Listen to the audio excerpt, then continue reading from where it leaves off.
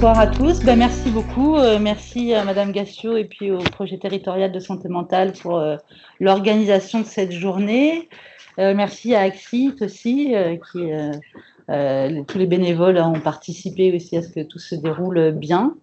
Et puis, merci aussi aux participants des ateliers cet après-midi, parce que je pense que les échanges étaient assez riches, intéressants pour tout le monde. Et puis, voilà, ce qui va être dit ce soir va évidemment compléter. Et donc, n'hésitez pas à prendre en note, puisque je vais dérouler mon propos, et puis je vous laisserai ensuite poser des questions, évidemment, et puis pouvoir échanger avec vous à la fin. Donc, rapidement, pour ceux qui ne me connaissent pas, donc, je suis Catherine Thomas, je suis docteure en anthropologie.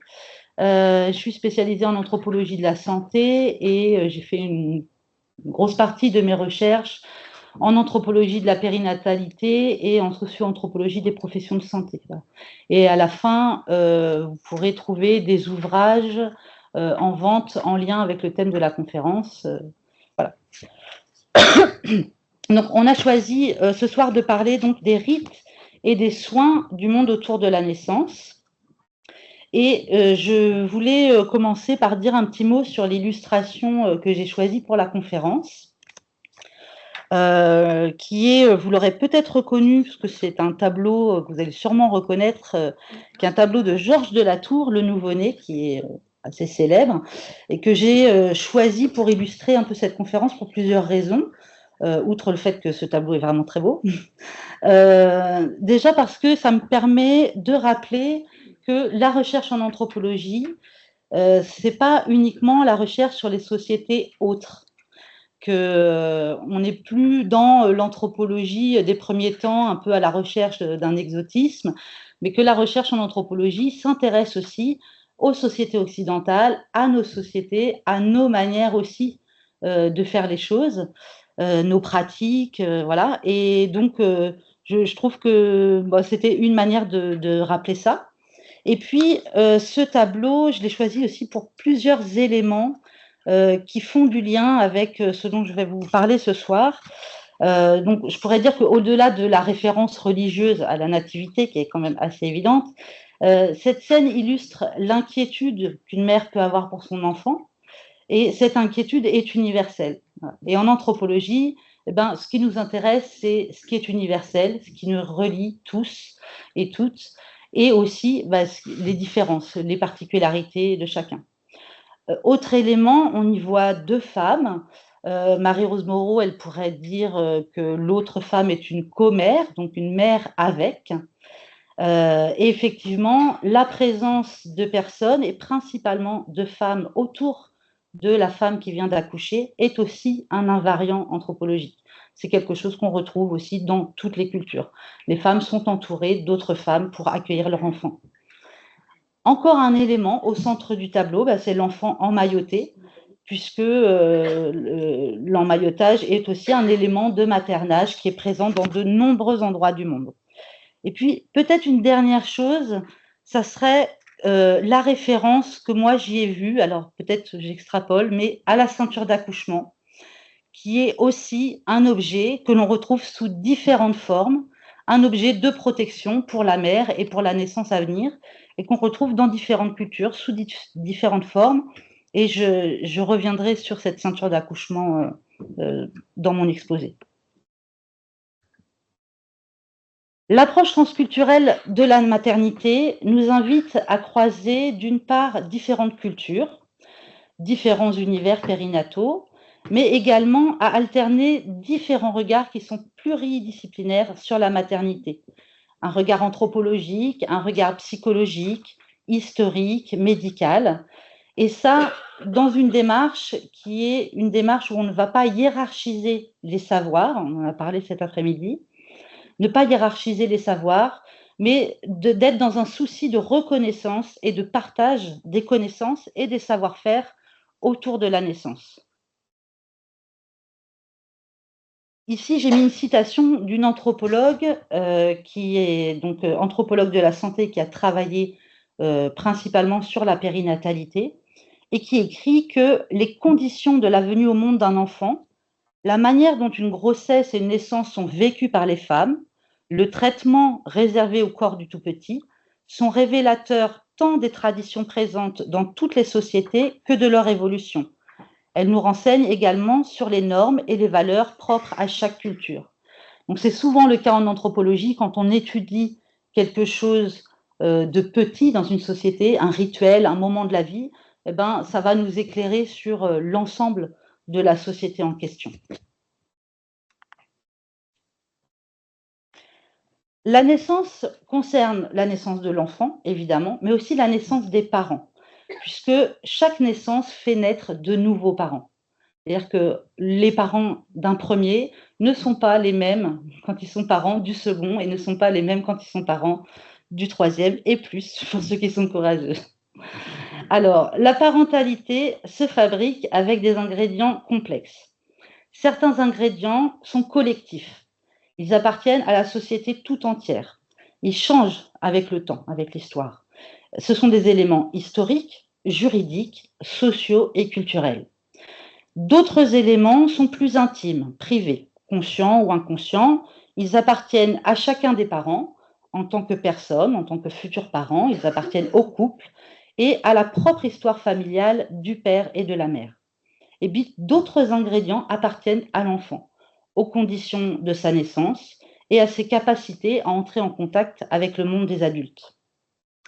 La grossesse, l'accouchement, la mise en place des interactions précoces et la construction de la parentalité sont donc à la fois des actes profondément intimes, intrapsychiques, intersubjectifs, mais également des actes médicaux, sociaux, culturels qui vont s'inscrire dans les processus de transmission de la vie. Alors, avant la parentalité, ben, tout commence avec la conception. Donc, vous avez en haut là, Asparagus racemosus ou asperge à grappes, qu'on appelle aussi shatavari dans la médecine ayurvédique, sariti en Éthiopie, mukilawango en Ouganda et bien d'autres noms. C'est une plante qu'on trouve partout en Afrique, en Inde. Et parmi ses nombreuses propriétés, elle est particulièrement reconnue pour traiter les problèmes d'infertilité, tant chez les femmes que chez les hommes. Ensuite, vous avez la déesse Parvati, déesse hindoue de la fertilité. Donc, il existe des équivalents aussi dans d'autres sociétés. Et puis, une illustration de la procréation médicalement assistée. Donc, nous avons ici 3 recours très fréquents, de nature différente, mais qui ont tous pour objectif de faciliter la conception. Les représentations qui sont liées à la conception d'un nouvel être humain, leur description, leur symbolique, les idées qui sont associées à la fabrication de l'enfant, l'importance et le rôle dévolus à chaque sexe dans ce processus constituent de précieux indices en termes de place accordée à chacun des géniteurs dans la société. Donc, en fonction du rôle qu'on va accorder dans la conception au père et à la mère, ben, ça va définir aussi le rôle qu'il aura auprès de l'enfant. Hein, pendant longtemps, on a pensé que les femmes n'étaient que des réceptacles et que c'était les hommes qui faisaient tout. Même il n'y a pas tant d'années que ça, quand j'enseignais en IFSI, un étudiant m'a dit, mais en fait, c'est quand même le spermatozoïde qui détermine qui sera l'enfant. Donc, quelque part, c'est le père. J'ai dit oui, mais en même temps, il faut que la mère accorde. Enfin, c'est-à-dire que l'ovule, il faut qu'il laisse le spermatozoïde rentrer. Donc, on a quand même la décision finale nous revient. Voilà, non, mais sans blague, en tout cas, le rôle dévolu à chaque sexe, effectivement, donne une idée du rôle de chaque géniteur. Parce que dans certaines sociétés, par exemple, Georges Devreux a travaillé avec des sociétés d'Amérique du Nord, qui expliquait que le père nourrit l'enfant pendant les rapports sexuels, pendant la grossesse, et que donc si la femme a des rapports sexuels avec un autre homme que celui qui a conçu l'enfant, c'est cet homme-là qui va nourrir l'enfant pendant la grossesse. Donc ça sera lui le père. Ensuite, Maurice Godelier aussi, hein, qui est un anthropologue de la parenté, hein, puisque c'est vraiment celui qui a le plus connu pour avoir travaillé sur la parenté, nous dit que dans la majorité des sociétés, il faut plus qu'un père et une mère pour faire un enfant. Il dit qu'il a constaté, et je le cite, que dans aucune des sociétés qu'il a étudiées, on pense qu'un homme et une femme suffisent à fabriquer un enfant. Ce que font un homme et une femme, c'est de fabriquer un fœtus, mais qui nécessitera, pour devenir un enfant humain complet, l'intervention d'agents plus puissants que les humains, c'est-à-dire des ancêtres ou des dieux. Dans de nombreuses cultures, effectivement, la participation de forces invisibles, ça peut être Dieu, les esprits de la brousse, des ancêtres, vont être nécessaires à la conception. Et la nécessité ne fait pas l'exclusivité. Ça veut dire que ce n'est pas parce qu'on pense que c'est Dieu qui décide de faire venir les enfants qu'on pense que la biologie n'y est pour rien. C'est-à-dire que c'est complémentaire. En Occident, c'est l'historien Jacques Gélis qui a beaucoup écrit sur la naissance et qui a montré comment est-ce que le recours aux forces naturelles, puis à Dieu, a progressivement été remplacé par le recours à la biomédecine. Aujourd'hui, pour près de 4% des naissances, les Français font appel à la PMA. Alors, ce qu'on note en anthropologie, c'est que lorsqu'un problème survient pour le nouveau-né, on va en général se référer aux mythes fondateurs, aux éléments qui ont été fondateurs, en fait, pour les parents dans la conception. Donc, si dans la représentation qu'on a de la conception, ce qui prime, c'est la nature, eh bien, on fera appel plutôt en priorité aux forces naturelles, par des remèdes, des rituels liés à la nature. Si la représentation principale, c'est le divin, qui est à l'origine même de la conception, eh bien, on fera appel au divin, par la prière, les pèlerinages, les objets religieux. Et puis, si c'est la biologie qui est au centre des représentations de la conception, eh bien, que c'est la source explicative principale, on va dire, eh bien, on fera appel en priorité à la biomédecine. Alors, en Bretagne, on peut trouver une pierre qui s'appelle la jument de Pierre. Je n'ose pas dire le nom breton parce que je ne sais pas parler breton, mais on va dire la jument de Pierre. Et la légende lui accorde le pouvoir de combattre la stérilité et d'assurer la descendance des femmes qui viennent s'y asseoir, s'y allonger ou s'y frotter le ventre. Autrefois, les femmes venaient même y dormir plusieurs nuits de suite. Elles couchaient sur cette pierre dans le dessein de concevoir un enfant. Et les jeunes mariés pouvaient y passer aussi leur première nuit de noces, voilà, en vue de pouvoir concevoir. On trouve une pierre similaire à l'île de la Réunion, à Sillaos, qu'on appelle pierre merveilleuse. Et il y a d'autres endroits du monde où on retrouve des choses comme ça. Dans les travaux de Jacques Gélis, par exemple, il explique les fontaines aussi, certaines statues de saints, etc., des lieux où on pouvait aller pour demander, faciliter la conception. Donc, il existe beaucoup de lieux de pèlerinage autour de la fertilité.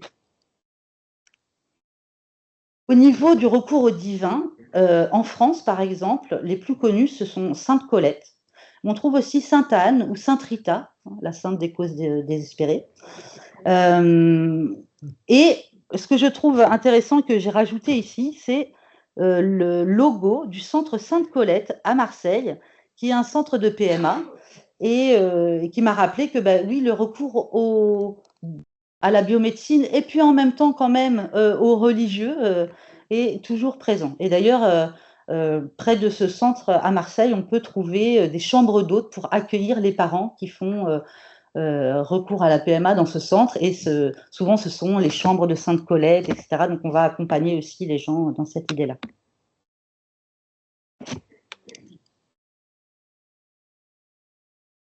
Alors, quelle que soit la situation géographique de la société étudiée et l'époque à laquelle on se réfère, les différentes études consacrées à la grossesse font preuve d'une grande homogénéité en termes d'observation et d'analyse.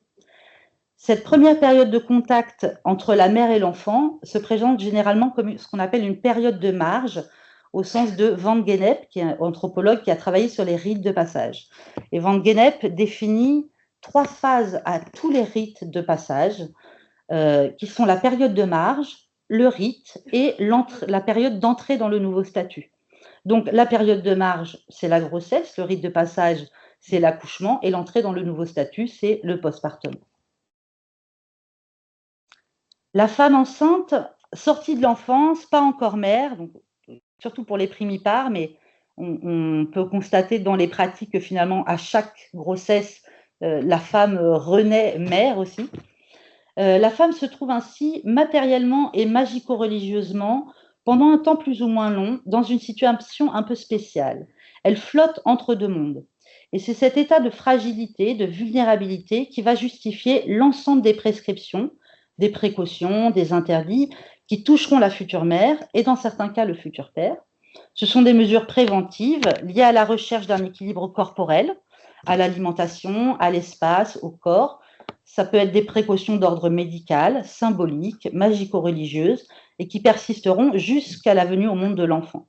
Et je le répète, ces prescriptions ne sont pas exclusives, elles sont toujours complémentaires. C'est comme dans la médecine, on peut très bien aller chez le rebouteux et en même temps prendre ce que le médecin a prescrit. C'est complémentaire. Et à ce propos, j'ai trouvé quelque chose en faisant des recherches pour cette conférence de très intéressant, puisque aujourd'hui encore, sur le site de la paroisse de Quintin dans les Côtes-d'Armor, eh bien, vous pouvez commander des ceintures d'accouchement bénites avec une inscription à l'intérieur de la ceinture. L'inscription, c'est Notre-Dame de la Délivrance, protégez-nous. Et donc, on peut faire une commande sur le site de la paroisse de Quintin, je fais de la pub. Et sur ce site, on trouve plein de témoignages de femmes qui ont commandé des ceintures d'accouchement qu'elles ont portées pendant leur grossesse jusqu'au terme et qui laissent des témoignages. Donc, vraiment, pour un anthropologue, c'est une source super intéressante. Donc, j'ai gardé un témoignage qui date de 2020 et je vais vous le lire parce que vraiment, au niveau de la complémentarité justement des recours et dans une époque contemporaine, c'est plutôt éclairant. Donc, je cite ce témoignage. Je bois un coup avant. Pardon, j'ai la bouche sèche. Donc, ayant une santé fragilisée, j'ai, à chacune de mes grossesses, été suivie particulièrement. À la première, comme je n'allais pas très bien, les médecins m'ont prescrit des médicaments, dont de la cortisone, en me conseillant fortement de les prendre au risque d'avoir un bébé petit et prématuré. Avec mon mari, nous avons décidé de ne pas prendre les médicaments, observance, que nous pensions pouvoir être mauvais pour le bébé. C'était une décision difficile vu la pression médicale. Un médecin nous a même grondés comme des enfants. Le paternalisme. Petit commentaire. Nous nous en sommes remis à la Vierge Marie. Notre enfant est né 3 jours avant le terme, à 4,2 kg et en pleine forme. Pour la 3e grossesse, les médecins nous prédisaient un bébé si gros qu'ils nous conseillaient de déclencher 20 jours à l'avance. Nous avons refusé et nous avons prié Notre-Dame de la Délivrance de bien vouloir veiller à ce que tout se passe bien. Notre enfant est arrivé 3 jours après le terme, à 4 kg. L'accouchement s'est merveilleusement bien passé. Nous ne pouvons que remercier Notre-Dame de la Délivrance pour son intercession. Donc ce type de recours est assez présent et toujours présent chez les chrétiens, qui, je rappelle, représentent quand même 1/3 de la population mondiale, hein, donc ils ne sont pas que chez nous, les chrétiens. Et il existe des recours similaires chez les musulmans, chez les hindous. D'ailleurs, chez les bédouins du Sahara tunisien, il existe une ceinture assez similaire à laquelle on peut attacher un cadenas fermé à la ceinture dès qu'on sait qu'on est enceinte. Et le cadenas sera ouvert au cours du 9e mois de grossesse, mais la mère doit continuer à le porter jusqu'à la naissance. On ouvre le cadenas à la fin de la grossesse. Et ce cadenas ne peut être fermé et ouvert que par une personne qui s'appelle Mohamed ou Ali. Voilà. Vous pourrez retrouver à la fin, je vous ai mis une petite bibliographie indicative. Donc, on retrouve comme ça beaucoup d'actes voués à assurer la sécurité de l'accouchement, la bonne santé de la mère et de l'enfant. Et puis, la période de marge qu'est la grossesse peut être aussi une période de réclusion de la femme enceinte, comme dans certaines sociétés, comme au Cambodge, par exemple, où, alors, réclusion, c'est pas forcément, alors, elle n'est pas enfermée pendant toute la grossesse, mais il y a des endroits où elle a le droit d'aller, où elle n'a pas le droit d'aller, etc. Il y a des choses qui sont cadrées. Parce qu'on considère que la femme est chargée de magie. Elle est particulièrement ouverte au monde invisible pendant toute la période périnatale et elle a accès au monde des ancêtres qui peuvent lui parler à travers les rêves. L'état d'ouverture de la femme enceinte et de la parturiente est attesté par de nombreux rites qui entourent cet état. Par exemple, la femme enceinte ne peut pas s'asseoir sur le seuil de la porte, particulièrement au point de jonction entre une porte et un escalier. Cette attitude serait susceptible de provoquer une fausse couche. Donc, on peut creuser l'assimilation, porte, orifice vaginal, escalier, descente, donc chute, fausse couche. Bon, ça, c'est les interprétations de Hang, qui a donc une anthropologue cambodgienne qui a travaillé sur ces questions. La femme enceinte serait aussi donc dans un état d'ouverture pendant la grossesse, qu'il faut s'efforcer de maintenir, mais de ne pas amplifier, pour ne pas accélérer l'accouchement. Le point d'ouverture suprême donc, est l'accouchement, Et donc, à ce moment-là, on va placer un fil de coton autour de la parturiente et qui représente une borne infranchissable pour les mauvais génies. La réclusion de l'accouchée a aussi cette fonction parce qu'on dit que pendant cette période, elle est trop près des non-vivants, puisqu'elle porte un enfant qui est entre deux mondes, hein, encore dans le monde des ancêtres et puis encore entre le monde des ancêtres et le monde des vivants. Donc la femme, elle est cette porte en fait entre les deux mondes, hein, donc elle est particulièrement vulnérable. Pour s'asseoir sur le seuil d'une porte, à La Réunion, on dit que ça peut provoquer une circulaire du cordon. Donc, les interprétations changent, mais en général, les types d'interdictions restent assez similaires. Sur le plan symbolique, différentes mesures s'organisent selon 3 axes et qui peuvent se situer dans le champ alimentaire, dans le champ de l'espace et dans le champ du corps. Les précautions à observer peuvent être d'ordre métaphorique. Par exemple, interdire aux femmes enceintes de cueillir le fruit en détachant le fruit de l'arbre, puisque ça serait comme arracher l'enfant du ventre de sa mère. Ça peut être des observations, des précautions d'ordre métonymique, comme interdire à la femme enceinte de regarder des films violents, par exemple, de peur que l'enfant à naître soit lui-même agressif ou que la peur de la mère s'imprime sur le corps de l'enfant. Et puis, ça peut être des précautions d'ordre analogique, comme éviter, par exemple, de donner à la femme enceinte des pattes de crabe à manger, de peur que l'enfant naisse avec des jambes mal formées. Et ça, je le redirai, mais on trouve énormément de choses, surtout sur le plan alimentaire. Donc, effectivement, parmi les nombreuses interdictions qui entourent la grossesse, beaucoup sont d'ordre alimentaire et reposent sur la logique des signatures, hein, qui est une logique qu'on retrouve dans beaucoup de médecines traditionnelles et qu'on retrouvait même dans la médecine traditionnelle en France. La logique des signatures, c'est quand le remède ou le risque s'illustre par la ressemblance entre l'objet et la pathologie associée. Et d'ailleurs, hein, il y a des travaux sur ces questions-là qui montrent que ces associations, quand on les étudie avec les outils actuels de la biomédecine, montrent souvent leur véracité. D'ailleurs, on le dit nous aussi, hein, qu'il ne faut pas manger, il faut éviter les crustacés, par exemple. Hein. Voilà. Donc, c'est des choses qui paraissent non justifiées dans les croyances populaires, et puis finalement, on les retrouve dans les précautions médicales. Et puis, c'est Françoise Lux, hein, une anthropologue aussi, qui a beaucoup travaillé sur la France traditionnelle et qui a montré que beaucoup de ces représentations sont toujours présentes à travers les croyances sur les envies de la femme enceinte. Hein, le fait que quand on est enceinte, on a envie de choses en particulier. Les interdictions au niveau alimentaire peuvent être aussi liées au lignage, c'est-à-dire on peut avoir interdiction de manger l'animal totem, qui est aussi l'animal tabou, qui est propre à son lignage. Donc à Mayotte ou à Madagascar, par exemple, dans certains lignages, l'animal totem sera le poulpe ou le mérou, et donc il est interdit de manger cet animal pendant la grossesse. Les interdictions alimentaires peuvent concerner les hommes aussi, comme à Mayotte ou à La Réunion, parce que l'interdit, en fait, touche le sang et l'enfant est lié à son géniteur par le sang. Donc, ce que mange le père passe dans le sang et comme il est lié à son enfant par le sang, ça peut passer à l'enfant. Donc, souvent, on retrouve la question des crustacés, on dit que ça peut provoquer des problèmes de peau. On évitera aussi tout ce qui est rhizome, comme le gingembre, le curcuma, pour éviter les doigts surnuméraires. Donc là, on est dans la médecine des signatures, hein. Et puis aussi l'interdiction d'aliments considérés trop chauds ou trop froids. Donc quand on dit trop chaud, ça peut être aussi trop épicé, trop pimenté ou trop froid. Et là, on fait un lien avec la théorie des humeurs qu'on retrouve aussi dans de nombreuses médecines traditionnelles et qui étaient présentes en Occident pendant très longtemps. Donc les interdits ou précautions alimentaires, qu'ils soient d'ordre médicaux ou traditionnels, ont de toute façon toujours pour but de prendre soin de la santé de la femme et de la santé de l'enfant.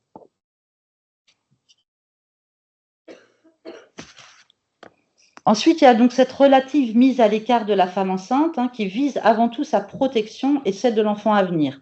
Ici, vous avez les femmes en blanc. C'est une représentation de ce que, je ne sais pas si vous connaissez, mais ça se développe depuis 10-20 ans dans les pays occidentaux, ce qu'on appelle des blessing way. Et donc, les femmes organisent un après-midi ou toute une journée ou une soirée avec, des copines, des femmes, dont elles souhaitent, se sentir soutenues, enfin des femmes de la famille, des amis, qui vont organiser une journée rien que pour elles, où la femme enceinte sera au centre des préoccupations et puis on va organiser des petits rituels. Donc ça peut être par exemple, faire une peinture sur le ventre de la maman, faire un moulage de son ventre aussi, où les femmes vont garder le moulage en place du ventre et puis le peindre. Ça peut être, fabriquer, des bracelets et souvent les femmes et bah, elles vont garder ces bracelets au moment de l'accouchement parce que, bah, pour que l'esprit de la journée et puis des copines soient avec elles pour les soutenir et tout ça pendant le moment de l'accouchement. Donc ça, c'est quelque chose qui vient en fait, qui a été repris un peu de tradition, sud-américaine et puis qui a été, remasterisé à l'occidental. Et puis l'image d'à côté, vous avez la cérémonie des bracelets qu'on appelle Valaikapu en tamoul, mais qui a d'autres noms dans d'autres langues indiennes. On retrouve dans d'autres régions d'Inde. Et donc c'est une cérémonie qui vise à annoncer la future naissance officiellement, à bénir la mère et l'enfant et puis à éloigner les mauvais esprits. Et où on va donc lui offrir plein de bracelets. Donc toutes ces choses en fait, que ça soit le Blessing Way qui est repris par les femmes aujourd'hui ou les rituels traditionnels autour de la grossesse, visent en fait à minorer les angoisses qui sont associées à la grossesse et à l'accouchement et à tout ce qui peut mettre en danger la vie de l'enfant. Ensuite, ce qu'on peut dire, c'est que le passage au statut de mère est souvent, dans beaucoup de sociétés, corrélé à celui d'adulte. C'est-à-dire qu'on devient adulte quand on devient mère. Mais ça, pour les hommes aussi, il y a beaucoup de sociétés où, tant qu'un homme n'a pas d'enfant, il est considéré comme mineur, même s'il a 35 ans. Donc, on devient adulte en même temps qu'on devient mère. Et souvent, c'est dans ce cadre qu'il va y avoir une transmission intergénérationnelle des savoirs autour de la sexualité, la conception, l'enfantement. C'est là que ça va se faire. Alors nous, ça nous paraît surprenant parce que le rapport a déjà eu lieu. Donc faire de la prévention, de la transmission de savoir autour de la sexualité, ça nous paraît surprenant. Mais à l'inverse, il y a beaucoup de femmes que ça surprend aussi quand on leur dit que ça serait bien qu'elles parlent à leurs filles adolescentes de sexualité, alors que pour elles, tant qu'on n'est pas mère, donc adulte, on ne peut pas parler de ces sujets-là. Ces sujets doivent rester secrets pour les mineurs, comme c'est le cas, donc je prends Mayotte, mais je parle souvent de l'océan Indien parce que c'est une des régions du monde dans laquelle j'ai fait une partie de mes travaux et que je connais bien. La parole sur la sexualité est proscrite aux jeunes filles non mariées parce qu'elles sont donc considérées comme wanatsa, donc mineures, quel que soit leur âge biologique. Et puis à ce moment-là, on va leur transmettre aussi certains savoirs. Alors c'est pas mal à savoir pour les gens qui travaillent avec les femmes enceintes ou voilà. C'est toutes les craintes aussi autour des méthodes de contraception, puisque c'est pas rare que ça soit, on retrouve ça à Haïti aussi et dans d'autres endroits, je connais pas toute la planète, mais que la pilule contraceptive brûle l'utérus et empêche les femmes d'enfanter par la suite. Donc d'autres méthodes contraceptives, c'est pas mal aussi. En tout cas, au moins informer sur d'autres méthodes contraceptives. Ensuite, bon, il y a tout plein d'autres interdictions, il y en a qui sont donc, comme je disais, qui peuvent être associées à l'espace, donc des espaces où on ne doit pas aller quand on est enceinte, comme assister à des funérailles, je l'ai dit, s'asseoir sur le seuil de la porte, rendre visite à quelqu'un qui est dans le coma, regarder des images terrifiantes, et toujours dans cette idée que la peur va se transmettre à l'enfant, et que l'enfant peut être saisi par la peur. Et ça, c'est important à comprendre aussi, puisque en cas de pathologie avérée chez l'enfant à la naissance, la culpabilité de la mère sera d'autant plus importante si elle a vécu des choses qui étaient normalement interdites. Et puis ensuite, par rapport au corps, alors là, il y a beaucoup de choses, mais j'aurais pas le temps de tout faire. Mais bon, on a par exemple des objets, comme j'ai dit, la ceinture d'accouchement. On trouve beaucoup aussi maintenant, vous savez, les bolas, ce sont des petits colliers avec des petites boules et qui font comme un petit grelot. Et puis ensuite, donc l'enfant entend ça in utero, puis on le mettra près de son berceau, par exemple, pour qu'il entende le même son. Donc ça, c'est un cadeau de grossesse qui est hyper à la mode. Et puis après, il y a tout ce qui est autour des massages, de la préparation du périnée, de la préparation à l'accouchement. Il y a beaucoup de choses aussi par rapport au corps, mais bon, pas tout. Mais ce qui est le plus fréquent quand même, c'est par rapport à l'alimentation et par rapport à l'espace. Alors, après, l'accouchement. Alors, l'anthropologie de l'accouchement vise non pas à comparer la modernité qui sera associée à la technique, aux avancées médicales et les contextes non médicalisés de l'accouchement. Ce que pourrait, j'en conviens, faussement suggérer les images que j'ai choisies, mais c'était un peu compliqué de choisir les images. Donc, l'idée, c'est pas juste de comparer la modernité, la technicité et l'accouchement traditionnel. Quand on travaille en anthropologie sur l'accouchement, on s'intéresse à toutes les facettes de l'accouchement à travers la diversité des pratiques culturelles. Donc, on va s'intéresser à la préparation, à l'environnement, à l'accompagnement, à la relation femme-sage-femme, à la gestion de la douleur, aux positions d'accouchement, aux représentations, aux besoins, aux attentes, au vécu, à l'accueil du nouveau-né. Donc, autant dire de quoi faire une conférence à part entière juste sur l'accouchement. Mais en tout cas, si vous vous intéressez au contexte français, au contexte anthropo-historique français, il y a un ouvrage en bas qui compile un peu, on va dire, fait une synthèse de mes travaux à ce sujet-là, en tout cas en France. En tout cas, si on ne peut pas tout dire parce que c'est trop vaste, ce qu'on peut dire et que les études anthropologiques sur l'accouchement soulignent de manière globale, c'est que les conditions traditionnelles d'accouchement rejoignent les facteurs bénéfiques au respect de la physiologie. Le respect de l'intimité, le calme, lumière tamisée, pas trop de bruit, la présence de personnes de confiance, l'encouragement à la mobilité pendant le travail. Donc voilà, tout ça, ce sont des choses, la verticalité, tout ça, ce sont des choses qu'on retrouve dans les pratiques d'accouchement traditionnelles et qui sont vérifiables par n'importe quel professionnel de santé qui s'intéresse à la physiologie. L'accouchement médicalisé en structure, il est réclamé un peu partout pour la sécurité qu'il apporte. Ça, c'est indéniable.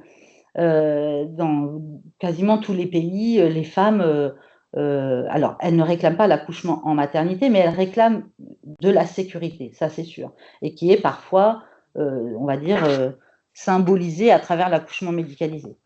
Mais l'accouchement médicalisé ne répond pas toujours à l'ensemble des facteurs de sécurité psychique et émotionnelle, ni à un certain nombre de logiques inhérentes aux approches médicales traditionnelles. Par exemple, la nudité imposée est contradictoire avec la perte de chaleur de l'accouché et sa vulnérabilité face au courant d'air.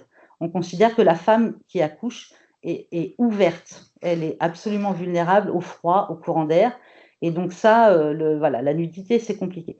Laurence Pourchès, qui a travaillé, par exemple, à La Réunion, montrait comment est-ce que dans les chambres des femmes qui venaient d'accoucher, elle observait, elle était là en observation, et elle observait les personnels de santé venir ouvrir les fenêtres, parce qu'à La Réunion, il fait très chaud, donc l'enfant va avoir trop chaud, la mère a trop chaud, donc ouvrir les fenêtres, et dès que le personnel de santé était sorti, il y avait la belle-mère ou la sœur qui venait fermer les fenêtres, et ça, comme ça toute la journée. Ensuite, il y a la position dite gynécologique, qui est un autre exemple d'élément souvent imposé, pas tout le temps, je sais, mais quand même, et qui est opposé aux pratiques et aux positionnements traditionnels qui sont incorporés et qui sont donc contradictoires en fait avec la progression physiologique de l'accouchement. Et puis, il y a aussi le besoin de délier les liens et les vêtements. Par exemple, en Russie, autrefois, les femmes se tressaient les cheveux à la fin de la grossesse ou quand elles sentaient que l'accouchement allait arriver, elles se tressaient les cheveux. Et au moment de l'accouchement, elles détressaient leurs cheveux pour faciliter l'accouchement. De la même manière, on va desserrer la ceinture, on va, voilà. Alors, desserrer les liens, ça ne veut pas dire se mettre nu. On peut être couvert, mais ne rien avoir qui nous entrave. Donc c'est un geste libérateur pour mieux affronter l'effort et la douleur, et puis aussi un geste symbolique d'ouverture, de délivrance rapide et heureuse. Donc forcément, avec l'appareillage de surveillance médicale, qui représente aujourd'hui le moyen d'accoucher sans danger, la femme peut se retrouver harnachée entre la ceinture de monitoring, la perfusion, le truc et tout. Donc ça peut être un peu contradictoire avec le fait de dénouer les liens. En tout cas, ce qu'on peut dire aussi, c'est que l'accouchement, c'est le moment de toutes les craintes et que c'est le moment vraiment particulier où les croyances et les besoins de la femme en couche se doivent d'être respectés, voilà, pour l'accompagner au mieux dans ce moment-là.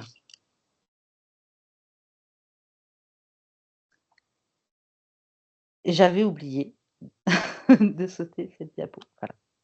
Alors ici, en image, vous avez un magnifique bébé coiffé. Je ne sais pas si tout le monde n'a pas peut-être eu l'occasion de voir dans sa vie un bébé coiffé. C'est un bébé qui naît avec la poche des os intacte. C'est très, très beau. On a aussi un cordon ombilical enfermé dans une petite amulette et puis une empreinte placentaire. Ça se fait en France, souvent ce sont les femmes qui accouchent à domicile, qui gardent le placenta, qui font une empreinte du placenta pour le garder en souvenir et qui représente un peu l'arbre de vie de l'enfant. C'est-à-dire que pour la sage-femme, le placenta, c'est l'histoire de la grossesse, et puis pour la femme, eh ben, ça représente un peu l'arbre de vie de l'enfant. Alors, aux éléments membrane, cordon et placenta, différents rôles sont généralement assignés. Le premier comprend divers aspects symboliques liés à la santé de l'enfant ou à la magie, à la divination, au surnaturel. Et puis, le second est en rapport direct avec la fécondité à venir de la mère et avec la lactation. Donc, ce qu'on peut dire sur l'enfant né coiffé, en général, dans toutes les sociétés, c'est de bon augure. Autant il y a des enfants, des naissances qu'on considère être des enfants mal nés. Souvent, ça va être naître par le front ou en siège. Ou voilà, on considère que c'est des naissances difficiles, donc mal nées. L'enfant né coiffé, c'est toujours de bon augure.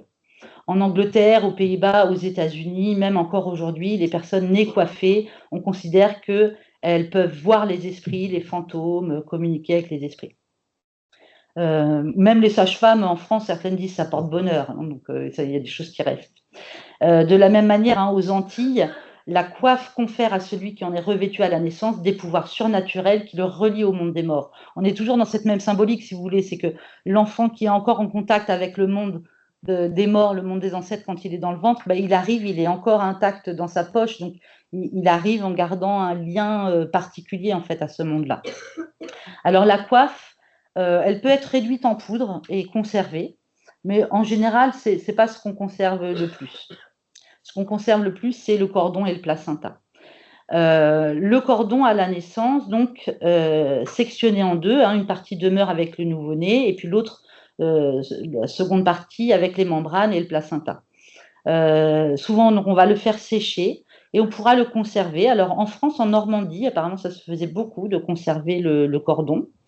Et puis, on peut, à Madagascar, par exemple, l'avenir du cordon, ça va être un vecteur de souhaits, en fait, un peu comme les souhaits des fées dans les contes européens qui vont faire des souhaits au-dessus du berceau pour l'enfant. Et bien là, on va faire des souhaits au cordon et on va choisir un endroit pour déposer ce cordon. Donc, par exemple, déjà, on va faire attention de ne pas le perdre, puisque sa disparition pourrait entraîner une déficience mentale. Il y a une expression malgache qu'on utilise pour les gens qui sont trop étourdis. Je vous le dirai pas en malgache aussi pour l'accent, mais ça veut dire celui qui a perdu son cordon ombilical, qui est un peu étourdi. Et puis ensuite, donc, le souhait qu'on fait pour ce cordon, on peut par exemple le jeter dans une rivière pour que la vie de l'enfant soit paisible comme le fleuve, comme la rivière. On peut aussi le déposer dans une ruche pour que sa vie soit douce comme le miel. Enfin, vous voyez, on est toujours dans le système de similitude, de signature. Si on l'enterre sous un bananier, ça va permettre à l'enfant d'avoir une nombreuse descendance. Voilà, enfin, il y a plein de choses comme ça. Donc, et puis ça peut aussi donc servir d'amulette, hein, on peut fabriquer une amulette. Mais par contre, le problème de l'amulette, c'est que si on perd l'amulette ou que quelqu'un la récupère, ça peut être utilisé à des fins de sorcellerie, donc c'est un peu compliqué. Le placenta, bon, c'est le double de l'enfant, hein, c'est celui qui était dans le ventre de la mère avec le bébé, c'est son double, c'est son jumeau. Et donc, on fait très attention à bien faire en sorte que ce placenta déjà ne soit pas dérobé aussi, hein, à des fins sorcellaires, ou ne soit pas mangé par des animaux. Donc, soit on va l'enterrer assez profond pour pas qu'un chien, par exemple, puisse le déterrer, ou alors on peut aussi le mettre dans une jarre avant de l'enterrer, hein, pour être sûr. Dans certains endroits, on va l'enterrer plutôt à l'extérieur, près d'un arbre. Et puis parfois, quand on est dans une maison avec un sol en terre battue, on peut l'enterrer dans la maison ou tout près de la maison, toujours dans une jarre.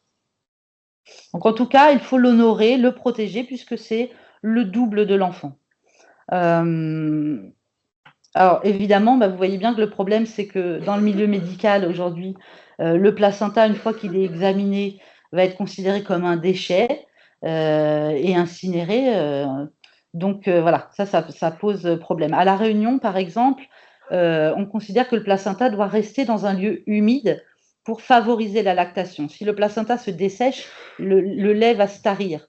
Donc, au moment où la médicalisation de l'accouchement s'est mise en place à La Réunion, une des plus grandes peurs des femmes, c'était quand elles ont appris en fait que c'était incinéré parce qu'elles avaient très très peur pour leur possibilité d'allaiter leur petit. Voilà, donc après bon, il y a différentes sortes. On en a parlé un peu cet après-midi, hein. Aujourd'hui, par exemple, c'est quelque chose qui est pas très fréquent, mais qui se fait quand même puisque les femmes savent que ça se fait en Suisse et en Belgique. On peut, par exemple, envoyer un morceau de son placenta dans un laboratoire en Belgique ou en Suisse pour faire de l'isothérapie placentaire. Donc on envoie ce petit bout de placenta, puis le laboratoire va fabriquer des granules homéopathiques à base de ce placenta que la mère pourra prendre, hein, pour faciliter la lactation ou qu'elle pourra donner à son bébé, par exemple, quand il est malade. Ça, ce sont des choses, d'autres types d'utilisation. Il y en a qui le mangent aussi, mais ça se fait de moins en moins. Bon, les animaux le mangent, hein. Donc, comme on voit là, comme on a vu, il y a 1000 et une façons d'accoucher, il y a 1000 et une façons d'accueillir son nouveau-né, de lui présenter le monde, de penser son altérité, voire sa souffrance. L'expérience de l'accouchement peut réactiver des représentations qui sont parfois dormantes ou qu'on pensait dépasser. C'est-à-dire des choses qu'on a entendues dans sa famille, voilà, mais on se dit bon, on se dit une femme moderne et puis on passe au-dessus de ça et puis, l'accouchement peut parfois, réactiver, d'anciennes croyances, d'anciennes représentations, donc quand, on a la famille, quelque part à côté, la mère, la grand-mère à qui on peut poser des questions, c'est plus facile, mais quand on pense se dire on a accès à la modernité, on est en France, on est en sécurité, tout va bien se passer et tout ça. Et puis au moment de l'accouchement, c'est l'explosion, il y a plein de choses qui ressortent. Et puis il peut y avoir comme ça des représentations en fait, hein, qui vont être réactivées pendant l'accouchement et auxquelles parfois nous on ne peut pas donner de réponse. Et puis aussi, traditionnellement, la grossesse est un moment initiatique où la future mère est portée par les femmes du groupe, portée par les femmes de sa famille.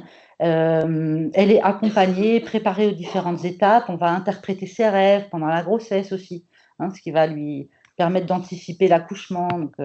Donc accoucher loin de chez soi, loin de ses racines, loin de ses proches, confronte à l'absence, aux multiples absences, à l'absence du récit de sa propre naissance par sa mère. Parce que quand on accouche, notre mère, elle ne peut pas s'empêcher de nous raconter son accouchement, de nous. Voilà. Donc, mais toi, quand tu es né, c'était comme ci, c'était comme ça, etc. Donc, on n'a pas le récit de sa propre naissance. Il y a l'absence d'explication, d'interprétation face aux conditions de la naissance de son enfant et face à son expérience de l'accouchement. Même si les professionnels de santé peuvent expliquer, il manque quand même un récit familial. L'absence de transmission et puis d'un regard extérieur et bienveillant et compréhensif sur son état et sur son bébé. Là, c'est pareil, c'est-à-dire que même si les professionnels de santé, évidemment, sont bienveillants et vont répondre aux questions, c'est pas pareil que la mère qui dit ah, mais tu sais, tous les petits boutons qu'il a là, pouf, ta sœur, c'était pareil, quand elle est née, elle avait plein de petits boutons et tout ça, je lui ai mis ça, c'est parti au bout d'une semaine. Bon, ok. Ou alors, ah, mais oui, je me souviens, ma mère m'avait raconté la naissance de Tata Véronique, pareil, elle était née, c'était passé ci, c'était passé ça. Enfin, donc, tout ça, toutes les histoires familiales autour de la naissance, quand ce n'est pas transmis, ça ne répond pas toujours aux inquiétudes qu'on a de pourquoi le bébé il pleure comme ci, pourquoi il pleure comme ça, pourquoi il fait cette tête. Et quand on a les femmes autour qui vont dire t'inquiète pas ou ah ben oui toi t'étais pareil, voilà il y a des choses comme ça qui sont rassurantes et que quand on n'est pas de la famille ou très proche, c'est toujours difficile de transmettre. La migration, donc je l'ai dit, hein, entraîne plusieurs ruptures dans le processus de portage et de construction du sens. Tout d'abord, donc une perte de l'accompagnement par le groupe, de l'étayage familial, social, culturel, et puis aussi une impossibilité à donner du sens culturellement acceptable aux dysfonctionnements tels que la tristesse de la mère, le sentiment d'incapacité, les interactions mère-bébé qui peuvent être disharmonieuses. Bah voilà, il y a un manque de sens qui peut être donné à ça. Et puis, les femmes, elles sont confrontées à des manières de faire médicales qui ne respectent pas toujours les modalités de protection traditionnelles. On en a parlé en atelier cet après-midi, hein, par exemple, d'avoir une cordelette comme une amulette autour de son ventre et puis qui va être arrachée par un soignant parce qu'il y a une césarienne d'urgence et puis on ne peut pas garder ça sur vous pour des raisons d'hygiène sans explication. C'est hyper violent. Donc effectivement, il y a beaucoup de pratiques qui sont pour ces femmes violentes, impudiques, traumatiques, voire certaines disent pornographiques. Des femmes hein, qui disent ça dans les entretiens. Et puis moi je rajouterais ce qui est d'autant plus violent, c'est l'absence de préparation en fait à certains actes techniques aussi. Parce que quand les choses sont préparées, expliquées, etc., c'est toujours plus facile, surtout quand on est dans un univers où on ne maîtrise pas la langue. Hein. Et puis après, il y a plusieurs choses qui méritent d'être accompagnées et expliquées, et parce qu'elles sont contradictoires avec des pratiques traditionnelles. Rien que la déclaration de grossesse, c'est tout bête, c'est un papier. Mais la déclaration de grossesse dévoile la grossesse, alors que traditionnellement, la grossesse doit être cachée le plus longtemps possible, ou du moins on essaye de ne pas en parler pour pas éveiller l'envie de la femme stérile, celle qui n'a pas eu de garçon, celle qui a moins d'enfants, celle qui peut être jalouse de nous, etc. Donc la déclaration déjà fragilise parce qu'elle dévoile en fait cette grossesse qu'on garde cachée. Et puis parfois, on va cacher la grossesse aussi aux aînés, hein, aux enfants plus grands. On ne leur dit pas. Alors nous, on a déjà parlé plusieurs fois à Axit, hein, mais on a tendance à dire, bah, quand même, les enfants, ils sentent les choses, ils savent les choses, ils doivent bien savoir que vous êtes enceinte. Et bon, on a ça en tête parce que on a un petit Winnicott puis une petite Dolto là derrière, même si on les a pas lus, qui nous disent l'enfant il sent les choses et tout, mais si on n'est pas baigné dans cette culture-là, c'est pas une évidence pour tout le monde. Et puis ensuite, il y a l'échographie. Bah, alors là, Dieu, pardon, l'échographiste montre ce que Dieu tient encore caché. Ouais. Donc l'échographie montre ce que Dieu tient encore caché. Donc normalement, on n'est pas censé voir ce qui se passe à l'intérieur, sinon on aurait un ventre transparent pendant la grossesse, évidemment. Donc si Dieu tient les choses cachées, c'est qu'on ne doit pas voir. Donc déjà, ça c'est compliqué de regarder ce qui se passe à l'intérieur. Alors si en plus ça se passe pas en français et qu'on comprend rien à ce qu'on nous explique, déjà nous quand on parle français, bon ok, on voit le petit cœur qui bat, on perçoit une espèce de haricot, mais franchement, si on nous explique pas clairement, juste on n'entend pas dire tout va bien, madame. Ouais, on est là, on regarde, on se demande si tout va bien. On ne sait pas trop ce qu'on voit. Donc ça augmente l'angoisse, ça c'est sûr. Et puis, une femme qui va fermer les yeux, par exemple, pendant l'échographie, elle protège son enfant de son regard inquiet, en fait. Parce que quand on pose un regard inquiet sur l'enfant, ben, potentiellement, on va transmettre une inquiétude. Donc, ça peut être protéger l'enfant aussi, et ça peut être, du côté du professionnel, interprété comme un refus d'investir l'enfant, etc. Donc, ça, c'est toujours des incompréhensions qui sont assez typiques. Et puis l'accouchement sans pudeur, hein, le fait d'accoucher seul, sans interprète, entouré de plusieurs personnes, voire quand le mari est là, de plus ou moins directement imposer des fois la présence du mari qui préférait ne pas voir. Tout ça, ça peut aussi générer des complications. Et puis alors la césarienne, évidemment, rend l'enfant hyper vulnérable aux yeux de la mère, puisqu'il n'est pas né par les voies naturelles, et donc il manque de protection. Il manque de protection symbolique, et il manque de protection physiologique aussi, hein, puisque d'un point de vue physiologique, on sait quand même que le passage par les voies vaginales offre aussi une certaine protection. Donc voilà, c'est pas que symbolique. Mais en tout cas, la césarienne, ça reste très très compliqué à accepter. Ça va jusque-là? Je continue? Okay.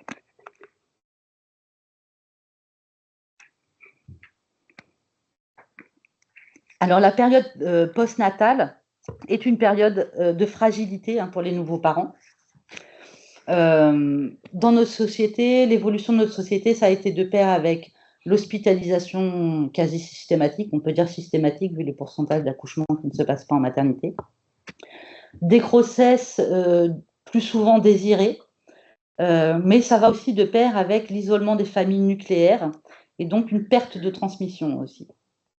Aussi parce que les savoirs, comme je disais cet après-midi, dans ce qu'on appelle les sociétés traditionnelles en anthropologie, ce sont des sociétés où une grande partie des savoirs et des savoir-faire se transmettent de manière intergénérationnelle et intrafamiliale. Donc ce sont des savoirs qui évoluent, évidemment, toutes les traditions évoluent, il n'y a rien qui est figé dans le temps, à moins qu'on soit vraiment traditionnaliste, mais alors que dans les sociétés modernes, une grande partie de nos savoirs et nos savoir-faire sont transmis par des vecteurs extérieurs. L'éducation, l'école, les médias, la vulgarisation scientifique, etc. Donc ce sont des savoirs qui fluctuent beaucoup dans le temps. Donc il y a quand même une perte de transmission dans nos sociétés, dans le sens où ce qu'on nous apprend dans les livres de puériculture, ce que les soignants nous disent et tout ça, c'est rarement les choses que nos mères et nos grands-mères ont fait, puisque les choses ont beaucoup changé. On en parlait aussi cet après-midi, la manière de coucher les enfants, à quel moment il faut diversifier l'alimentation, etc. Tout ça, ce sont des choses qui ont beaucoup changé dans le temps. Alors, les sociétés traditionnelles connaissent très bien les risques de la période postnatale et ont des réponses non médicales, mais très précises et assez pertinentes pour répondre justement à ces risques. Oui, et je voulais dire aussi que dans les sociétés modernes, donc la grossesse est quand même très valorisée. Autant avant, on cachait aussi la grossesse, et puis on ne transmettait pas aux enfants non plus. Vous lisez Marcel Pagnol, par exemple, qui voit sa maman, elle grossit, on ne sait pas trop si c'est le nombril, le bébé qui doit naître par le nombril, comme un petit bouton qu'on ouvre, etc. Donc c'était très caché aussi aux enfants. Maintenant, on valorise beaucoup la grossesse, l'enfant est précieux, il est attendu, mais les suites de couches, ça reste encore un peu le temps mort de la maternité. C'est une période de vide institutionnel, social, physique et psychique parfois. Alors, d'un point de vue institutionnel, effectivement, on limite la prise en charge des accouchés, il y a des sorties plus précoces, alors pour des raisons économiques, mais aussi parce que les femmes souvent souhaitent rejoindre leur foyer plus vite aussi, donc c'est toujours multifactoriel. Et puis d'un point de vue social, il y a le congé maternité qui est un peu l'équivalent de la quarantaine, qu'on retrouve dans toutes les cultures, qui a pour but quand même de protéger la femme qui vient d'accoucher d'un retour trop rapide au monde du travail. Le problème, c'est que souvent, ce congé, en fait, isole la femme aussi socialement. Parce que si le mari travaille et que la mère, parfois la grand-mère, travaille encore ou vit loin, eh bien, souvent les femmes sont isolées. Et lorsqu'elles veulent faire quelque chose à l'extérieur du foyer, elles vont être obligées de confier l'enfant parce qu'il y a beaucoup d'endroits qui ne sont pas adaptés en fait à ce qu'elles gardent leur bébé avec elles, alors que c'est une séparation qui est difficile. Après 9 mois de symbiose, demander aux femmes de se séparer rapidement de leur enfant, ça peut être compliqué. Donc voilà, cette étape où l'enfant est encore peu dissocié de la mère, juste après l'accouchement, est quand même socialement assez mal tolérée. D'un point de vue physique, l'accouchement est un déséquilibre brutal, avec un changement très rapide d'état, et puis aussi des difficultés postpartum, les douleurs, etc., quand l'utérus, les tranchées, voilà, cherchez le mot, et puis les difficultés d'allaitement, enfin voilà, il y a quand même un déséquilibre important. Le travail intense qu'a fourni le corps et l'utérus et le corps dans son ensemble est assez occulté et peu valorisé dans notre culture. Alors pour plusieurs raisons, mais d'une part, par rapport à la banalisation, on pourrait dire la dédramatisation de l'accouchement et la normalisation des conduites. Puisqu'on a la possibilité de ne pas souffrir avec des méthodes pour ne pas souffrir à l'accouchement, quelque part ça efface le travail que le corps a fait, alors que le corps il a quand même fait son job, quoi. Voilà, même si on a peut-être moins senti. Et donc, on va minimiser en fait ce travail que le corps a fait. Alors que dans les cultures traditionnelles, le travail accompli par la femme, par son corps, la douleur qu'elle a traversée, la difficulté qu'elle a traversée sont valorisés, hein. Donc autant la grossesse est considérée comme un état normal, alors que chez nous, on dit: «Oui, c'est pas une maladie», mais quand on voit le nombre de rendez-vous qu'ont les femmes enceintes, on peut se poser quand même la question. Alors que dans les sociétés traditionnelles, la grossesse, on n'en fait pas trop un cas, en fait, c'est plutôt quelque chose de normal. Il y a rarement de la préparation à l'accouchement, à part parfois, des matrones qui vont être là un peu en fin de grossesse pour, accompagner, conseiller. Il y a pas une surveillance rapprochée comme chez nous. Par contre, les suites de couches sont extrêmement codifiées et extrêmement précises. Il y a beaucoup d'interdits, de choses, à faire, des choses à ne pas faire. La nourriture, on a une nourriture particulière en postpartum, on va redouter le froid, le vent, donc en général, on ne sort pas et on considère qu'il faut des règles, des limites et y compris physiques, pour répondre au risque de dissociation et de dépression postpartum. On va, encadrer la mère, en fait. Donc la jeune mère, elle va être très entourée, très valorisée. Elle va être au centre du tableau, contrairement à nos sociétés où c'est plutôt l'enfant qui est au centre de toutes les attentions. Là, l'enfant, bon, il va bien, il tète, c'est réglé. On s'occupe de la mère, on lui apporte de la nourriture, on fait tout pour elle. Donc il y a vraiment un enjeu aussi à la valoriser dans son nouveau rôle, dans l'épreuve qu'elle a traversée. On le disait, mais je le dis, la mère qui vient d'accoucher, c'est une princesse, hein, voilà. Donc on peut avoir des femmes, eh ben, qui, en maternité, sont des princesses. C'est-à-dire, je viens d'accoucher, quoi, donc je ne fais rien, tranquille, voilà. Donc nous, on se dit: «Mais c'est quand même incroyable, quoi», je veux dire, on veut des femmes, autonomes, voilà, qui se débrouillent, qui se lèvent, qui ont la patate, il va falloir reprendre le boulot bientôt, voilà. Non, il y a des femmes, même en Asie, par exemple, vous trouvez des centres, de cure, en fait, de postpartum où après la maternité, les femmes vont dans ces centres et elles sont, chouchoutées, dorlotées, spa et tout et on s'occupe du bébé, elles ont leur bébé dans les bras pour l'allaiter, point barre et tout le reste, voilà. Donc et ça, c'est quand même, il y a beaucoup d'endroits, hein, beaucoup de cultures qui valorisent tout ça, qui valorisent, les douleurs d'enfantement, la prise de risque. C'est le moment où on va faire en sorte que la femme soit fière d'elle. Alors, Nicole Ferry, qui est anthropologue, qui a fait un film, sur la périnatalité, en Kabylie. Elle montre, hein, que la femme est entourée, nourrie, massée, bandée, hein, on trouve là alors, là, par exemple, dans cette image, on voit un soin avec, une écharpe. Vous savez, c'est comme, ce qu'on appelle les soins rebozo. Bon, là, c'est au Maghreb, mais c'est les mêmes soins qu'on retrouve en Amérique du Sud, hein, où on va avec des écharpes resserrer le bassin et cetera, refermer le corps de la femme qui s'est ouvert, en fait, hein. Et puis dans d'autres endroits, on va retrouver ces corsets comme ça, qu'on va porter en postpartum pour aider en fait, l'utérus à reprendre sa place, voilà, donc on va contenir la femme en fait. Et donc dans ces travaux, hein, Nicole Ferry, ce qu'elle montre, c'est que donc on va chercher à donner du courage à la femme, de la force physique, morale, en lui préparant des bons plats et cetera.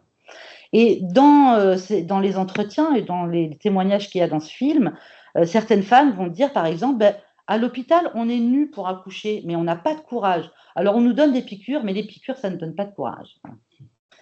Hem Et puis cette force qu'on lui donne, hein, nous dit, Nicole Ferry, c'est que, cette force qu'on lui donne, ces capacités qu'on lui reconnaît, seront des atouts pour passer le cap important pour elle, pour l'enfant et pour le couple. Puisqu'on va renforcer, sa confiance en elle aussi et ses capacités. Même si elle va prendre du temps, mais elle va observer aussi. Elle va observer les autres femmes, s'occuper de l'enfant et cetera.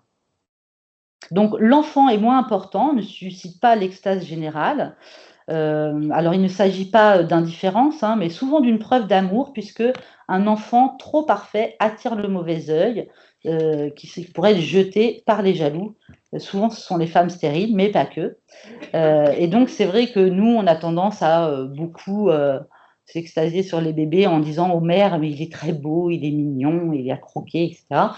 Alors qu'en général, c'est plutôt signe que, soit on peut être un peu jaloux, soit on cherche à s'approprier quelque part, ce bébé-là, donc c'est pas forcément bien pris.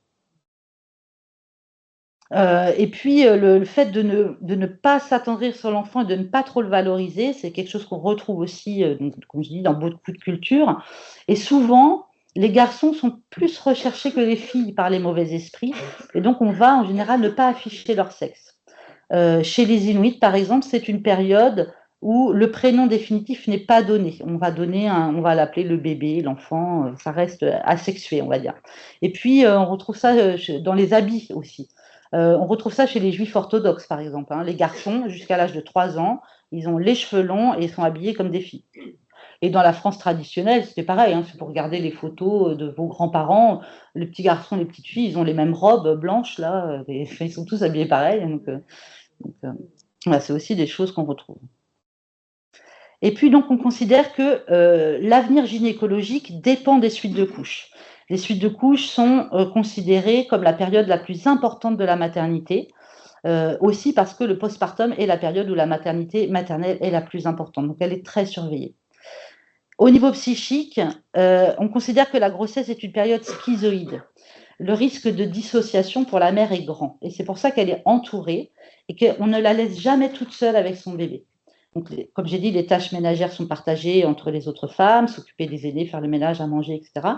Le bébé passe de bras en bras, et si le bébé pleure, la mère n'est jamais mise en cause, puisque c'est pas elle qui est toute seule avec son bébé. Donc, elle n'est pas responsable de si son bébé pleure. Euh, c'est les autres qui vont répondre aux pleurs du bébé et qui vont en plus avoir tous le même discours sur les pleurs du bébé. C'est-à-dire, on s'en occupe, hop, à ton avis, il pleure pourquoi? Il doit avoir faim, on te le met à téter, il faut le changer, etc. Mais il ne va pas y avoir, mais tu sais, s'il pleure comme ça, c'est peut-être que, oui, mais maman m'a dit ça, enfin, etc. Puis avoir plein de versions différentes, et puis à la fin, on ne sait plus où donner de la tête. Et puis donc, on peut dire aussi que les deux plans, corporel et psychique, ne sont pas séparés. En s'occupant ainsi de la femme, il y a une action préventive et thérapeutique qui joue sur tous les plans. On prend soin de toucher le corps de la mère, donc de la masser, de refermer son bassin, de la contenir par des bandages, et ça va redonner des limites précises à son corps, des sensations, des repères dans l'espace, et aussi symboliquement, ça va permettre donc de refermer et de ne pas laisser le vide prendre la place. Puisque ce vide, il est physique, hein, quand on vient d'accoucher, on sent comme un grand vide, et puis il est aussi psychique, et il faut faire le deuil de la grossesse, de l'enfant en soi. Donc le deuil du statut d'enfant, on fait aussi le deuil du statut d'enfant pour devenir mère, donc ça prend du temps, hein, le deuil, ça prend du temps. Voilà. Donc il faut faire le deuil de la grossesse, de l'enfant à l'intérieur, de l'enfant imaginé, et puis du fait qu'on n'est plus soi-même un enfant, et puis qu'on n'en a plus un seul à gérer, mais deux. Enfin, il faut faire le deuil de beaucoup de choses, et le deuil, ça prend du temps. Donc, les soins du postpartum permettent de soutenir ce passage. Et puis, on le voit aussi sur l'image, hein, dans beaucoup de traditions, le bébé est emmailloté, ou en tout cas entouré de tissu. Il est lui aussi, comme la mère, contenu, hein, non propulsé dans l'espace. On considère qu'il vient de vivre 9 mois en boule, au chaud, à l'étroit, et on pense que l'absence de repère va être déstructurante. Donc, on va contenir l'enfant. Et puis aussi, souvent, l'enfant est en contact quasi permanent avec un adulte ou avec un enfant plus grand. On ne laisse, la plupart du temps, dans les sociétés traditionnelles, on ne laisse jamais un enfant, un bébé tout seul, et surtout quand il pleure. Donc voilà, il y a une prise en compte différente du temps aussi. Les priorités, c'est de se remettre de l'accouchement et de permettre à la femme d'être en forme pour pouvoir s'occuper ensuite de son bébé, et tout le reste peut attendre. Et puis la dépression postpartum est connue aussi, hein, puisque justement, comme j'ai dit, tout ça, ça va servir à contenir aussi les risques de dépression. Au Vietnam, par exemple, on considère que les suites de couches sont une période de mue, où la mère va perdre toutes ses défenses habituelles, donc elle va être extrêmement vulnérable. Mais si tout se passe bien pendant cette quarantaine, elle va se reconstruire plus forte. Et puis souvent aussi, c'est une période, la quarantaine, où la jeune mère va retourner chez sa mère pendant cette période. Ce qui, voilà, effectivement, en cas de migration, n'est pas possible. Alors, dans tous les cas, on considère la solitude comme un facteur de fragilité, mais ça, je pense que tout le monde le sait, ça ne concerne pas que les femmes migrantes. Seulement, la différence, c'est que bah, petit à petit, l'isolement, on va dire, la solitude de la femme enceinte, enfin de la femme avec son bébé, est devenu un petit peu plus habituel dans nos sociétés, devenu un peu une norme. Alors qu'il peut constituer vraiment un traumatisme pour les femmes qui viennent de milieux très traditionnels. Voilà, et puis cette période, hein, c'est aussi une période de transmission des pratiques de maternage, d'initiation au rôle de mère, hein, puisque certes, on laisse la mère tranquille pour qu'elle se repose, mais en même temps, on lui explique tout ce qu'on fait. Hein, on lui parle, on lui montre comment son bébé réagit, on lui montre comment on s'en occupe, etc. Donc il y a aussi une transmission qui est intéressante, enfin qui est importante.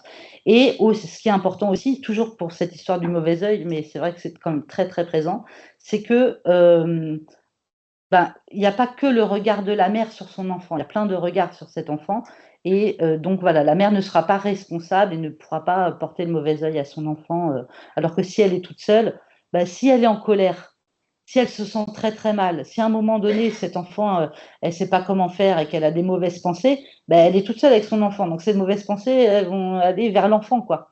Voilà. Alors que bah, si elle peut tout de suite voilà, le faire circuler dans d'autres mains, il y a moins ces choses-là.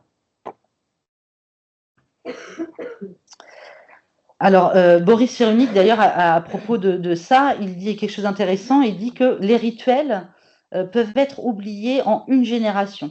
Et que quand les rituels sont oubliés, la force qui façonne l'enfant vient de la personnalité de la mère et non de la tradition du groupe.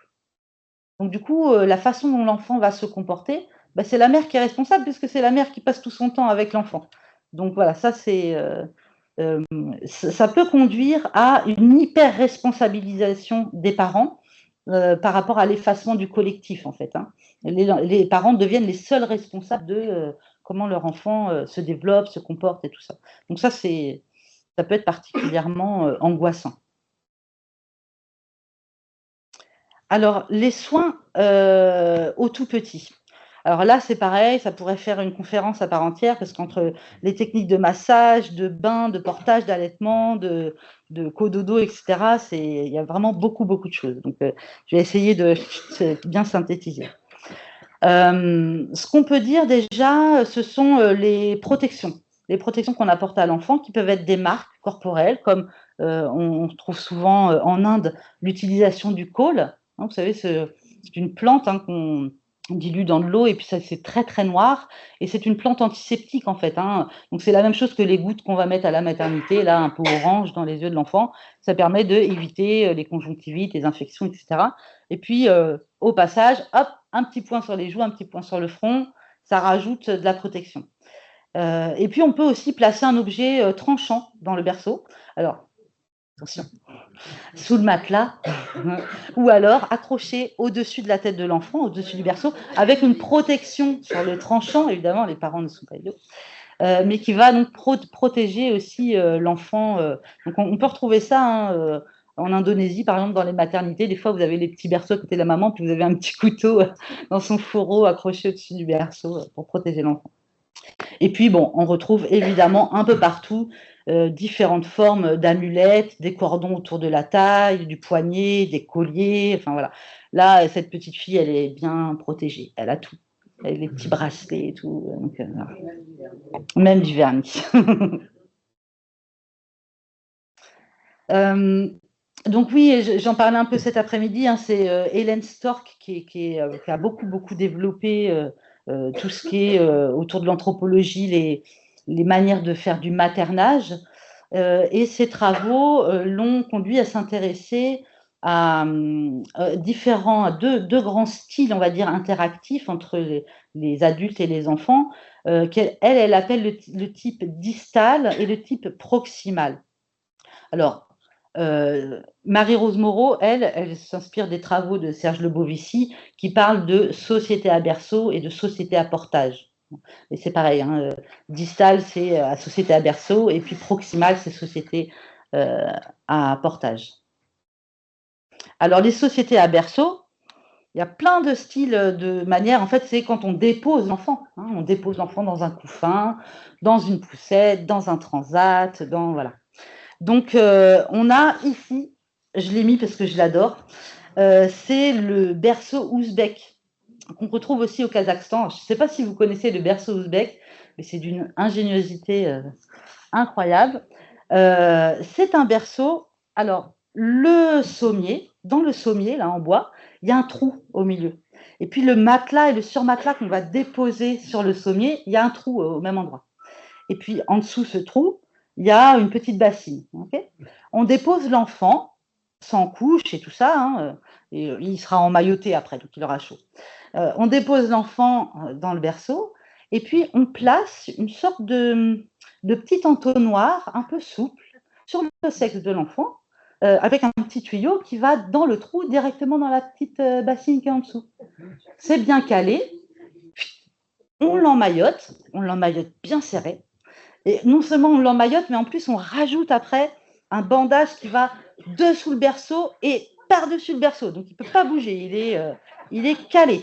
Il est calé, il va dormir, et puis quand il va faire pipi, chou, ça passe dans le petit entonnoir directement dans les toilettes, intégré au berceau, et donc il n'est pas mouillé, et donc il n'est pas dérangé, il ne se réveille pas, et il dort hyper bien, et hyper longtemps.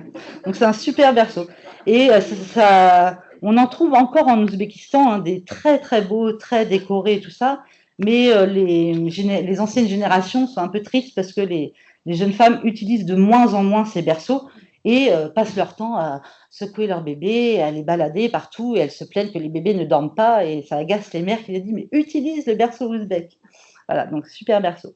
Et puis, on retrouve toujours l'ingéniosité des mamans, la poussette bicyclette. Alors moi, je me suis demandé, quand j'ai trouvé ça, pourquoi ça ne se fait plus? Parce que c'est quand même extraordinaire, je veux dire. Voilà, donc je ne sais pas pourquoi ça ne se fait plus, mais très pratique, la poussette bicyclette. Et puis, on a après toutes sortes de hamacs, plein de sortes de hamacs différents. Et puis, on a les sociétés à portage. On peut porter sur le dos, sur le ventre, sur le côté, voilà, dans différents supports. Tous les supports sont bons pour porter son bébé, c'est formidable. Et puis, on a différents types qui sont un peu des mix, je trouve, puisqu'on a là, alors j'ai l'impression de faire un petit de, comment on appelle ça, les ventes là, sur la télé, la téléachat, téléachat de portage. Alors, vous avez ici un magnifique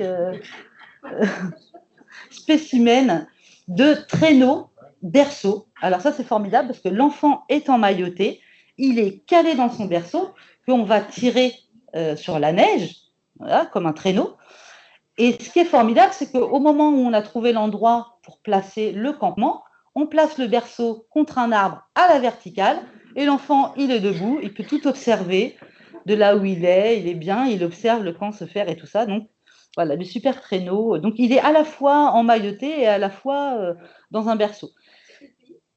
Là, c'est Amérique du Nord, hein, c'est population native, Inou sûrement, mais je ne suis pas sûre, donc je ne veux pas dire de bêtises.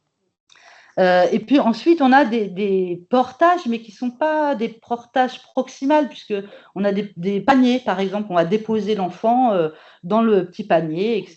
Donc, on n'est pas au contact physique direct avec sa mère, mais il a l'air d'être pas trop mal.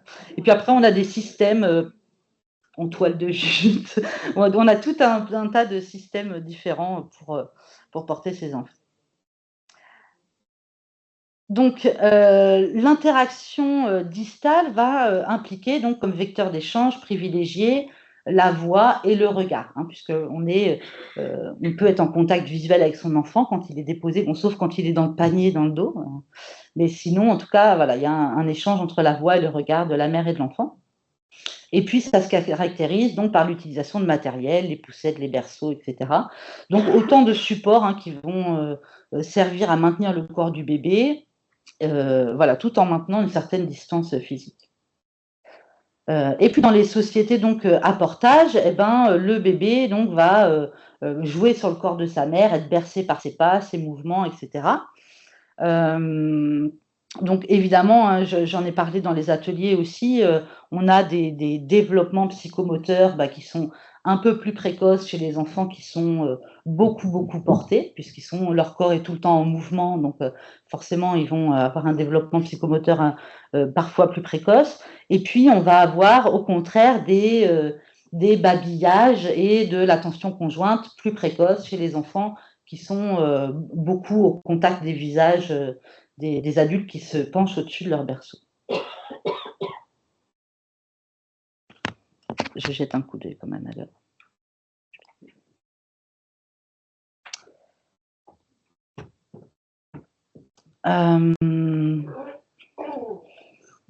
Je me perds, non? Voilà.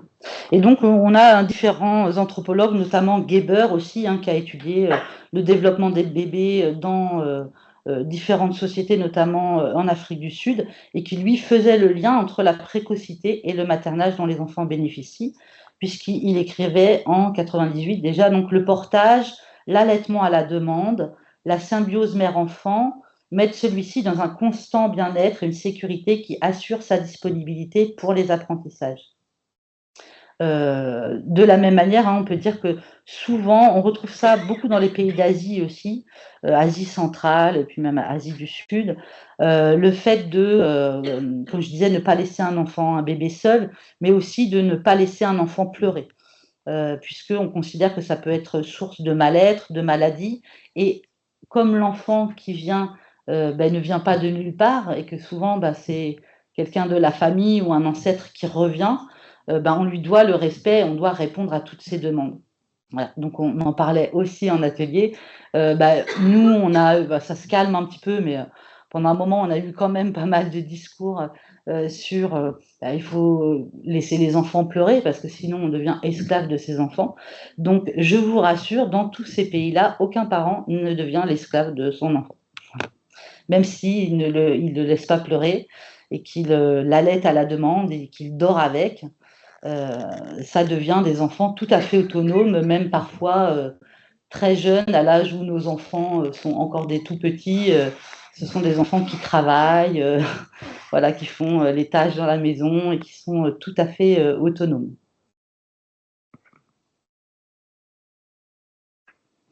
Alors toujours dans les soins aux tout petits, donc comme je disais, il y a plein de choses autour du soin. Alors vous retrouverez un livre que j'ai proposé pour la vente en bas qui s'appelle Du rite aux soins dans l'enfance de Laurence Pourchaise et Doris Bonnet, qui est en fait des actes d'un colloque où vous avez vraiment énormément d'auteurs et que c'est un ouvrage très riche sur toutes ces questions-là autour des soins aux tout petits, puis aussi autour de la frontière un peu fine entre le soin et le rite. Alors, le bain, par exemple, hein, il y a plein de manières différentes de donner le bain. En général, nous, on est dans des sociétés où le bain, c'est plutôt pour la détente. C'est-à-dire que l'enfant, c'est agréable, il se détend dans le bain, etc. Vous trouverez des endroits où, quand on fait la toilette de son enfant, c'est pas pour la détente du tout. La toilette est hyper tonique et l'objectif, c'est de le nettoyer. Mais nettoyer, récurer, purifier, tout. Même on va, par exemple, le baigner dans un bain où on va avoir fait des infusions de plantes avant, qui sont des plantes en général aseptisantes, nettoyantes, etc. Et on peut même lui faire boire l'eau de ce bain pour faciliter l'évacuation du méconium aussi, pour que ça reste le moins longtemps possible dans le corps de l'enfant. Donc le bain sert à nettoyer, à purifier. Et puis à enlever aussi tout ce qui reste du monde in utero, qui reste sur l'enfant. Ce qu'on note aussi, comme on voit là la maman qui est là, c'est que la plupart du temps, la toilette se fait sur les genoux de la mère. L'enfant reste au contact de sa mère, il est sur ses genoux et on va le nettoyer. Là, on va aussi lui faire son massage avec de l'huile de moutarde ou de l'huile de karité, ou peu importe, ça dépend de l'endroit où on habite. Il y a plusieurs raisons à ça. Alors, on a pensé pendant un moment que peut-être, oui, mais dans les régions où il n'y a pas beaucoup d'eau, on ne peut pas se permettre de gaspiller l'eau en faisant un bain. Mais en fait, la vraie raison, parce qu'il y a des endroits où il n'y a pas de problème d'accès à l'eau, mais on nettoie l'enfant comme ça, c'est que quand on est enfant, d'ailleurs même quand on est adulte en général, on privilégie la toilette d'ablution. Alors que nous, on va considérer, si vous voulez, que s'immerger dans un bain au contact de ces saletés, c'est quelque chose qui n'est pas logique. Par exemple, chez les Japonais, vous voyez, il y a des bains, mais on se met dans son bain après avoir pris sa douche. Après s'être lavé, on se lave et après on prend un bain pour se détendre. Mais on ne se baigne pas au contact de ces saletés. Voilà. Donc, on va privilégier la toilette d'ablution parce qu'on considère qu'il faut que l'eau s'écoule. Il faut que l'eau s'écoule pour qu'elle ça enlève les impuretés, et puis les impuretés partent avec l'eau. Si l'enfant reste jouer dans son bain avec ses impuretés, ça ne sert à rien. Voilà. Donc, on va privilégier ce qu'on appelle la toilette d'ablution. On va verser de l'eau sur l'enfant. Il faut que l'eau s'écoule avec la saleté. Et puis, en général, la toilette, elle est suivie d'un massage hypertonique. C'est rarement un massage, même si après, l'enfant il est fatigué, il dort bien, hein, mais c'est souvent un massage très tonique. Et le moment du massage, c'est aussi un moment d'observation du corps de l'enfant, hein, pour voir si il bouge bien, si tout va bien, etc. Et puis, on va aussi fortifier l'enfant, hein, le rendre plus costaud, faire en sorte qu'il ait conscience de son corps, qu'il sente son corps, etc. Voilà. Ensuite, donc on voit aussi, je ne vais pas revenir sur l'emmaillotage, mais effectivement, là, c'est les travaux de Charles-Édouard de Surmain qu'on peut retrouver dans le livre du rite aux soins dans l'enfance, qui est un livre aussi, normalement, il y a un DVD qui accompagne ce livre avec des films ethnographiques qui sont faits par les auteurs, dont un film sur l'emmaillotage en Bolivie, où les mères expliquent, hein, que voilà, on emmaillote l'enfant pour qu'il naisse bien droit et qu'il soit fort et qu'il puisse ensuite assurer de travailler dans les champs quand il sera adulte, etc. Donc, voilà. On retrouve ça dans les travaux de Marie-France Morel, par exemple, hein, qui est historienne et qui, elle, a travaillé sur l'emmaillotage dans la France traditionnelle et qui expliquait que c'était voilà, la crainte du rachitisme qui faisait qu'on allait emmailloter les enfants pour qu'ils restent bien droits. Ensuite, bon, il y a plein d'autres choses une fois que les soins sont faits. Je voulais dire un petit mot par rapport aux cheveux, parce qu'il y a eu une petite question, j'ai vu dans les petits papiers de la télé cet après-midi par rapport à la coupe des cheveux. Les cheveux que l'enfant porte au moment de la naissance, c'est un reliquat de l'autre monde, puisqu'il les portait dans le ventre de sa mère, et c'est des cheveux qui viennent d'un autre monde. Donc, à partir du moment où on va inscrire l'enfant vraiment dans le monde des vivants, et il est bien là, il est bien vivant, et puis on va quelque part vraiment l'inscrire dans le monde, et ben c'est souvent le moment où on va couper les cheveux. Comme je disais, chez les juifs orthodoxes, par exemple, ça va être vers 2-3 ans, on va couper les cheveux de l'enfant. Alors, on peut aussi couper les cheveux de l'enfant quand on craint pour l'enfant, hein. Si on pense que l'enfant est trop fragile ou qu'il peut y avoir des difficultés, etc., on va couper les cheveux pour marquer le fait que ça y est, il est là et qu'il ne doit pas repartir, hein. À La Réunion, il y a un rituel qui est très, très connu, hein, qui s'appelle les CV maillés, donc les cheveux qui s'entremêlent, qui maillent. Et donc, quand les cheveux de l'enfant poussent, on va observer, quand on voit que les cheveux de l'enfant commencent à s'en mêler, à faire des nœuds un petit peu, là, des débuts de dreadlocks, là, on va l'emmener chez un devineur qui va observer la façon dont les cheveux s'entremêlent et qui va déterminer si cet enfant est d'ascendance malbar, donc hindoue, ou d'ascendance malgache. Et en fonction de son ascendance, on l'enverra soit au temple malbar, soit dans une cérémonie malgache pour lui raser la tête. Bon, ensuite, il y a l'allaitement. Alors, on sait que dans les sociétés traditionnelles, en général, l'allaitement est long.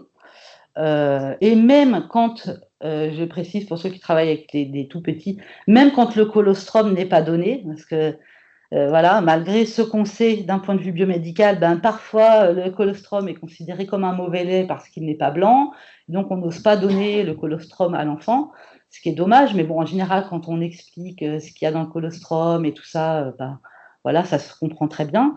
Mais en même temps, c'est pas non plus, il ne faut pas que ça devienne une source d'inquiétude monumentale, puisque dans les pays où on ne donne pas le colostrum à l'enfant, donc on va lui donner soit le lait d'une autre maman qui allait depuis un moment déjà, ou alors on va même lui donner de l'eau avec des choses sucrées, des choses comme ça, ce qui n'est pas forcément recommandé pour nous, mais en tout cas, ça empêche que ces enfants, des fois, sont allaités jusqu'à 4-5 ans après, derrière. Donc, ça ne met pas leur l'allaitement par terre, loin de là.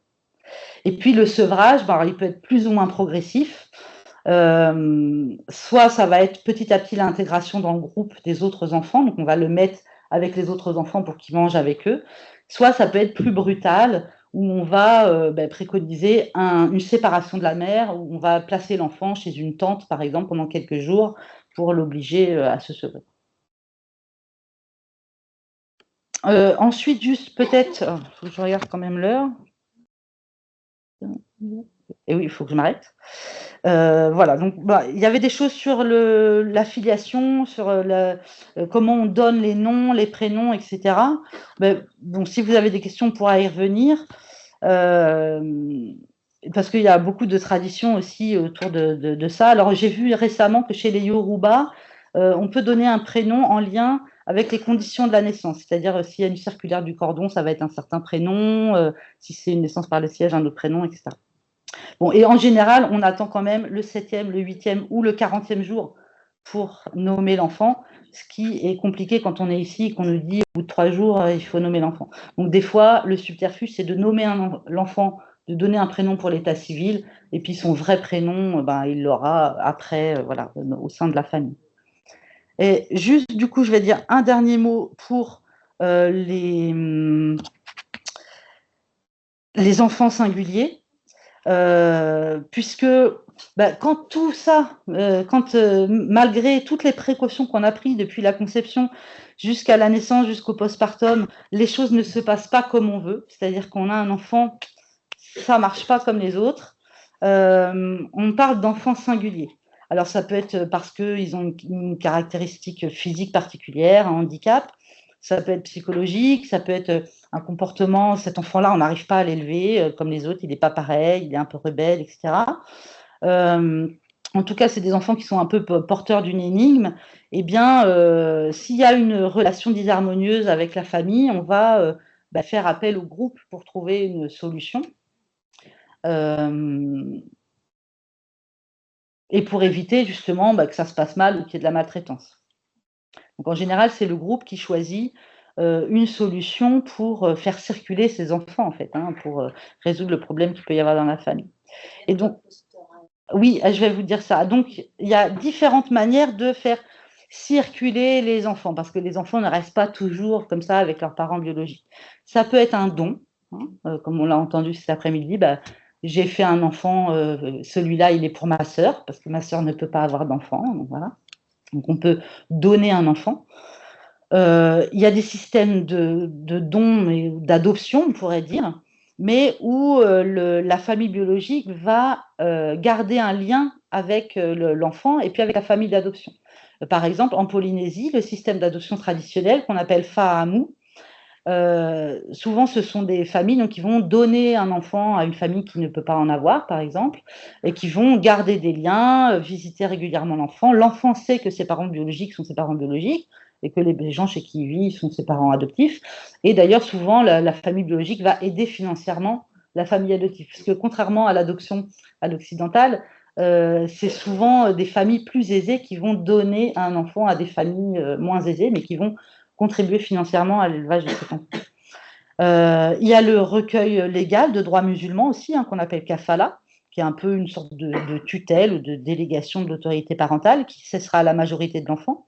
Le fostérage, c'est un système de tutelle aussi, on va dire, d'adoption, mais limité dans le temps. On va décider que cet enfant-là, il va chez sa tante ou il va chez sa grand-mère, mais qu'à l'âge de 12 ans ou à l'âge de 10 ans, voilà, il reviendra, il pourra revenir dans sa famille. Voilà, peut-être je vais m'arrêter là. Je pense que le temps est pas mal écoulé. Et puis après, on peut échanger si vous avez des questions. Donc, je vous remercie beaucoup de votre attention. Et puis, j'ai voilà. Une petite bibliographie indicative. Il n'y a pas tout, mais bon, après, voilà, il y a la possibilité. Vous avez aussi, au tout début, mon mail, voilà, où vous pouvez aussi m'écrire pour avoir des références. Et puis, il y a des ouvrages qui sont très intéressants, notamment liés à ça, et puis à la culture transculturelle aussi, qui seront disponibles en bas.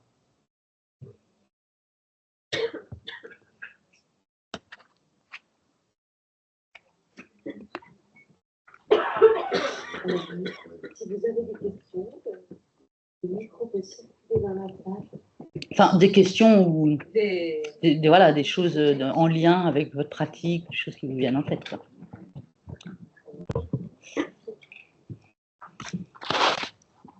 Tu nous as parlé des femmes qui étaient traitées comme des princesses une fois qu'elles avaient accouché.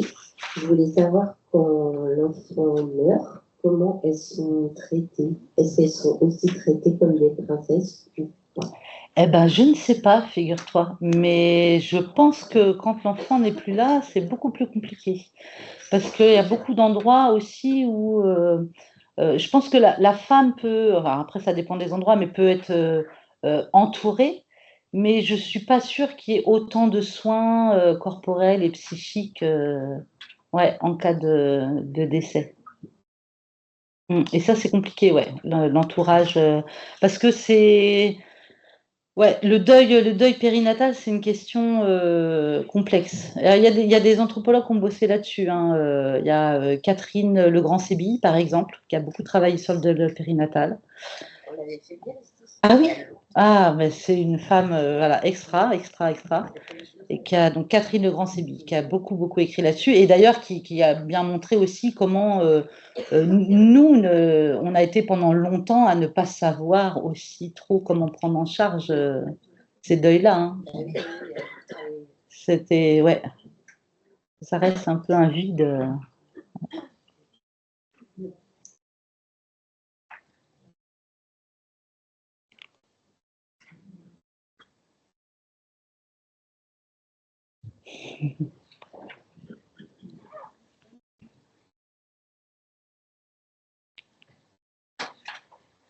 Ou des choses, peut-être que j'ai entendu des choses en atelier, ouais, allez-y. Vous avez parlé des femmes au moment en post-natal, et vous n'avez pas parlé des pères. Ben non, parce que souvent, on ne s'occupe pas trop des papas en post-natal. On s'occupe surtout des mamans, parce que les pères ben, ils travaillent. Ils continuent à assurer aussi pour nourrir la famille et tout ça.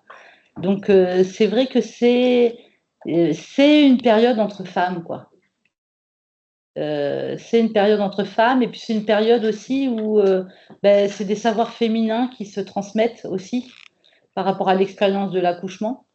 Donc, c'est vrai que après, il y a des sociétés où les pères sont présents à l'accouchement, ou en tout cas sont utiles, dans le sens où ils ne sont pas forcément présents à côté de la femme, mais ils vont, voilà, c'est eux qui vont aller chercher la matrone, appeler la matrone, préparer si la matrone demande des choses, ils sont là, ils sont disponibles, ils vont s'occuper des aînés, ils vont participer aussi. Mais c'est vrai que en postpartum, oui, c'est plutôt une expérience partagée entre femmes, ouais. Sauf qu'il change. Pardon? Sauf qu'il change actuellement, parce qu'on est dans le congé paternité. Oui, oui. Mais aussi parce que les femmes, si le mari n'est pas présent, elles peuvent être aussi très seules. Enfin, voilà. Les amis, par exemple, ou les autres femmes de la famille ne sont pas forcément disponibles pour aider. On est quand même dans un système où on est très concentré sur la famille nucléaire, quoi. Donc, c'est vrai que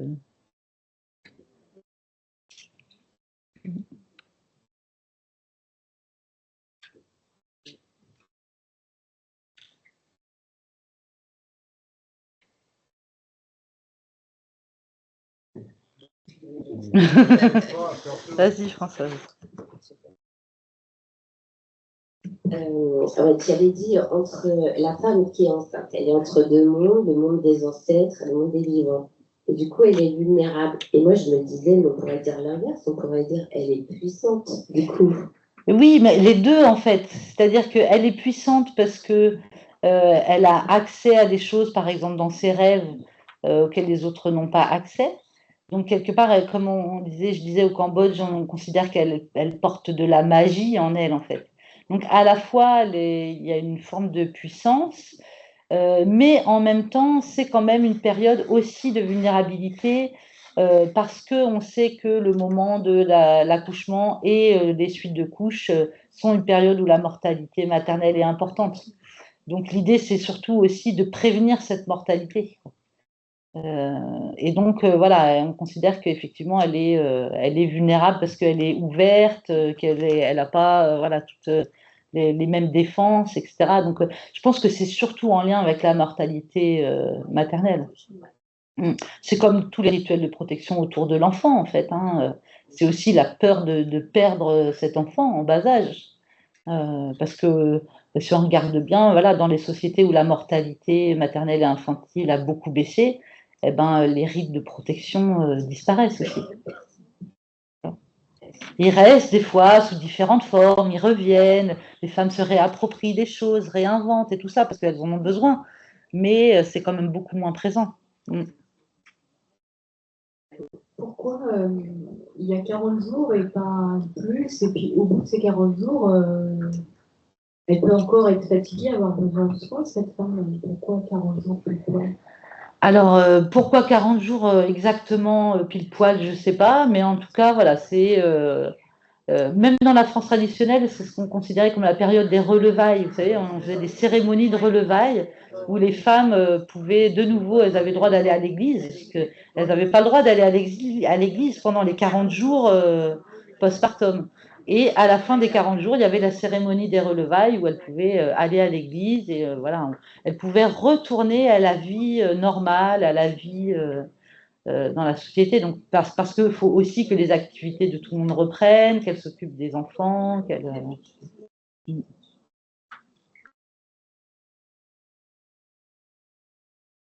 Mais c'est vrai que ça pouvait durer plus longtemps. Dans le cas des relevailles, quand elle rentrait à l'église, elle rentrait sur le côté, il y avait une notion d'impureté. Ouais. Mais c'était peut-être aussi une période où les hommes n'avaient pas le droit d'imposer une relation sexuelle à leur femme. Oui, aussi. Ouais. En Vendée, il me semble, enfin moi je suis pas née en Vendée, mais il me semble que pendant 3 semaines, les femmes ne faisaient rien, les jeunes accouchés. Donc c'était pas 40 jours, mais c'était l'idée quand même au début que la femme est totalement ne fait rien de médical, elle ne tient plus sa maison, Ouais. pas de tâches à accomplir. Il y avait les aides familiales. Ben oui. Qui venaient bénéficier. Ouais. Et ben ouais. Et puis même parfois dans certaines sociétés, c'est les matrones qui viennent. Hein. Les matrones, elles sont là pendant tout le postpartum, elles reviennent, elles s'occupent de l'enfant, elles donnent des conseils, elles massent la femme et tout ça. Elles étaient très très présentes, quoi.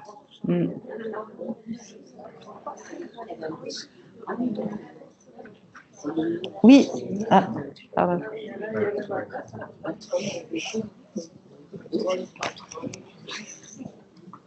Merci, c'est très intéressant. Je me dis par contre, du coup, pour ces femmes migrantes qui viennent justement de pays où il y a une entraide entre femmes, c'est encore plus difficile. Ouais. Elles sont encore plus vulnérables. Même si ici, je pense que c'est difficile pour bien des femmes qui sont isolées de leur famille, mais il y a quelque chose quand même qui est rentré dans... On sait qu'on va devoir se débrouiller si on ne vit pas dans la mesure... Ou on ne sait pas, puis on le découvre sur le moment. Oui, mais je pense que je trouve vraiment que...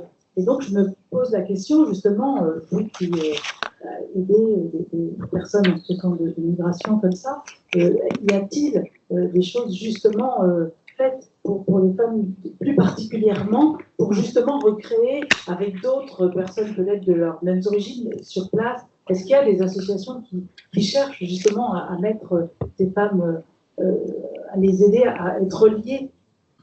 Ben, bon, je pense qu'elles ne sont pas laissées dans le vide parce que j'ai constaté, rien qu'en discutant aux ateliers, qu'il existe quand même beaucoup de recours, en fait. Aussi, dès qu'on repère des vulnérabilités, des femmes qui sont à risque, etc. J'entendais là par le groupe de... C'est quoi? C'est Winnie Adam ou Winnie Dom? J'ai retenu Winnicott à domicile. Que entre l'infirmière, la sage-femme, etc., il y avait quand même 3 visites par semaine, c'est quand même déjà beaucoup, plus parfois un suivi autre qui peut être proposé, etc. Donc, il y a beaucoup de choses, je pense, il y a des choses qui peuvent être mises en place et il y a déjà des choses qui sont proposées. Après, d'un œil extérieur, je me trompe peut-être, mais ça sera à vous de me dire, j'ai l'impression que du coup, c'est quand même assez décousu. C'est-à-dire que c'est à chaque fois des personnes différentes. Enfin, il y a beaucoup de choses qui sont proposées, mais plein de petites choses différentes, quoi. On n'est jamais, mais ça c'est comme pour les femmes ici, pour l'accompagnement de l'accouchement, c'est-à-dire qu'on n'arrive pas à être dans l'accompagnement global, quoi. C'est-à-dire d'avoir une personne qui soit une sorte de personne un peu référente, qu'on va revoir et qui va donner tout le temps le même type de conseils et pas des choses qui peuvent varier d'un moment à un autre, etc. Donc, ça, ouais, je pense que ça serait quelque chose à penser, ouais. J'avais entendu une émission, je ne sais pas si d'autres avaient entendu, si c'est France Culture ou France Inter. Justement, il y a une association comme ça qui s'est créée justement pour aider des femmes seules, sous forme de femmes bénévoles. Vous connaissez, non? Vous avez entendu parler de ça? Je ne sais plus comment ça s'appelle. En fait, c'est l'idée justement d'entourer et par le volontariat de femmes qui veulent rendre une visite à domicile à une femme qui est seule, quoi, qui vient d'accoucher, pas forcément seule, qui a peut-être son mari, mais qui est isolée dans le fait qu'elle n'est pas dans le même contexte, quoi, pour s'occuper de son enfant. Même des femmes françaises. J'ai entendu cette initiative-là qui me paraissait très intéressante. Et apparemment, c'est au niveau national. Il y a pas mal de départements. D'accord. Je ne sais pas si ça vous dit quelque chose. J'ai pas de nom. Super Maman. Ah voilà, Super Maman. D'accord. C'est ça. Donc oui, je pense qu'il y a des choses, il y a encore des choses à développer, et puis je pense que des choses à développer en pensant à cet aspect de globalité, en fait. Parce que quand on y pense, nous, on est habitués. Souvent, j'ai entendu en consultation, même si ce n'était pas en lien avec la périnatalité, j'ai entendu plusieurs fois en consultation des patients me dire oh, mais en France, mais qu'est-ce qu'on a des rendez-vous? Les gens ont l'impression d'avoir des rendez-vous tout le temps, bon, aussi parce qu'ils sont dans une démarche de demande d'asile et qu'ils ont plein de rendez-vous, mais être français, c'est quand même avoir des rendez-vous, avoir un agenda avec des rendez-vous. Et une femme enceinte, donc comme je disais, même si elle n'est pas malade, elle va en croiser des professionnels de la santé quand même, hein, entre le début de la grossesse et puis la fin, et puis ça change tout le temps et tout ça. Donc c'est vrai que penser les choses dans leur globalité, pour moi, c'est un des trucs qui manque quand même, que ce soit pour les femmes qui viennent d'ailleurs ou pour les femmes qui viennent d'ici. Un vrai accompagnement global. Peut-être que vous trouvez un petit peu avec les femmes de leur communauté dans la ville où elles sont. Peut-être, si elles connaissent un peu, si elles ont un petit peu de réseau. Ouais. Mais après, c'est pareil, c'est-à-dire qu'il faut que les autres femmes, elles soient disponibles. Tu vois? Parce que souvent, les femmes qui viennent aider, là, c'est des femmes qui ne travaillent pas. Tu vois? La mère, la grand-mère, elles ne travaillent plus. Elles travaillent, elles s'occupent de leur maison, mais à un moment donné, elles peuvent venir pour s'occuper de la maison de leur fille ou de leur belle-fille, ou, tu vois. Alors que quand les gens travaillent ou ont aussi leurs enfants à s'occuper et tout ça, c'est la génération d'avant qui manque, en fait. Quand c'est que des femmes de la même génération, enfin, c'est compliqué. C'est la génération des anciens qui manque, en fait, beaucoup. Et dans l'éducation des enfants aussi. Parce que souvent, les rôles sont séparés. C'est-à-dire que dans beaucoup de sociétés, l'autorité appartient aux parents, l'affection appartient aux grands-parents. Le parent, c'est lui qui te dit, qui corrige, qui te met un cadre. Si tu as envie de chialer, tu vas voir mamie. Tu vois. Donc, quand mamie, elle n'est pas là, c'est compliqué, quoi. Et ça manque, parce qu'on est obligé de tout faire. C'est comme quand on dit, les femmes qui sont toutes seules, il faut qu'elles soient, on dit, faut qu'elles soient le père et la mère. Alors, c'est un peu dur, parce qu'on va dire, oui, mais on est féministe, alors ça veut dire que le père, c'est l'autorité, et la mère, elle est gentille. Bon, peu importe, hein, il y a toujours un bon flic, un mauvais flic. Après, on choisit. Mais en tout cas, on doit apporter du cadre, et puis en même temps, on doit apporter de l'affection. Puis quand c'est la même personne qui apporte tout le temps les deux, puis qui gère tout le temps, c'est lourd à porter, quoi. Et quand c'est séparé dans les générations, il manque une génération, en fait. En fait, quand on fait du regroupement familial, il faudrait faire venir les grands-parents. Ça serait top.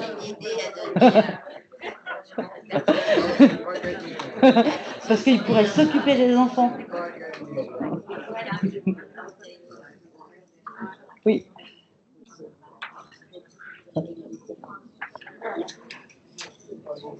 Oui, j'avais une question justement pour revenir sur la vulnérabilité. Est-ce que, entre les sociétés modernes et traditionnelles, est-ce que justement il y a moins de dépression postpartum dans les sociétés finalement traditionnelles? Est-ce que vous avez pu noter Alors, moi, comme je n'ai pas étudié toutes les sociétés traditionnelles et tout ça, que je ne veux pas trop m'engager, ce que je peux dire, c'est que quand il y a un vrai accompagnement global, du début à la fin, en passant par l'accouchement, et que la femme, elle est accompagnée dans toutes les étapes, en fait, elle a une compréhension de toutes les étapes qu'elle traverse, il y a moins de dépression postpartum, ça c'est sûr.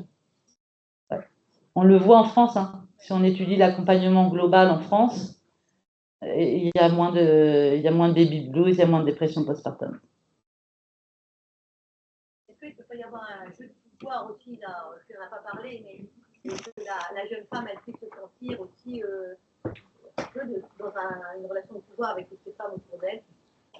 De dépossession, tu voudrais dire un peu de son rôle ou...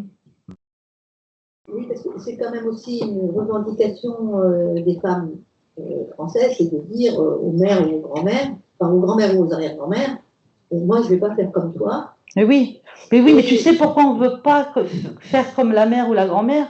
Parce que ce qu'il y a écrit dans le bouquin qu'on vient d'acheter à Agora, c'est pas du tout ce que faisaient nos mères et nos grands-mères. Donc du coup, on se dit, bah, c'est comment elle s'appelle, Pernou. C'est elle qui a raison, parce qu'elle a écrit un livre, tu vois. Et puis en plus, la dame que j'ai rencontrée à la maternité, elle dit la même chose que dans le livre, donc elle a quand même plus raison que la grand-mère. Oui, forcément, c'est sûr. Mais après, je veux dire, de la même manière que les femmes sont capables de prendre de la distance avec le pouvoir du corps médical, elles sont capables de prendre de la distance avec le pouvoir de leur mère et de leur belle-mère, de leur grand-mère. Après, ça, c'est un jeu qui se fait voilà, dans la construction de la parentalité. Non, c'est pas toujours facile, mais pour nous non plus, c'est pas facile. Je veux dire, c'est pas forcément plus difficile. Non, justement, le pouvoir est là, la toxicité, elle augmente aussi hein, quand il est mauvais. Hein. Donc, mais oui, bien sûr. De la naissance et puis de la grossesse, c'est quand même quelque chose qui peut être surpris aussi. Oui. Après, ce qu'on observe, c'est Doris Bonnet, par exemple, qui a beaucoup travaillé là-dessus, sur ce qui se passe entre les mères et les filles, justement, au moment de l'accouchement. Et elle explique que là où il y a le plus de conflits, en tout cas, elle a travaillé notamment au Burkina Faso, là où elle voit le plus de conflits entre les mères et leurs mères, quoi, c'est quand les femmes ont accouché en maternité ou se font suivre par des personnels de santé dans des maisons de santé, puisque les discours sont contradictoires. Quelque part, même si je suis d'accord, il peut y avoir un peu une prise de pouvoir à dire tu dois faire comme ci, tu dois faire comme ça, et à un moment elles n'ont pas envie et elles vont faire à leur sauce. Une fois que la mère elle est partie, elles vont faire à leur sauce comme font toutes les mères. Mais il y a moins de confrontation directe en fait. C'est surtout ça le truc. Après, les femmes, elles bricolent. Je veux dire, entre la manière dont on nous dit qu'il faut baigner notre bébé quand on est à la maternité et puis la manière dont on fait quand on est chez soi, bon, les choses, elles bougent. Hein, parce qu'il faut le savonner en dehors du bain et il faut le mettre après dans le bain. Il faut que les pieds touchent les bords de la baignoire pour que l'enfant soit en sécurité et je ne sais quoi et tout. Bon, des fois, les mères, une fois qu'elles sont chez elles, elles observent leur bébé. Puis elles voient, puis elles apprennent en même temps que leur enfant, et puis elles font leur bricolage, et puis elles font pas si mal.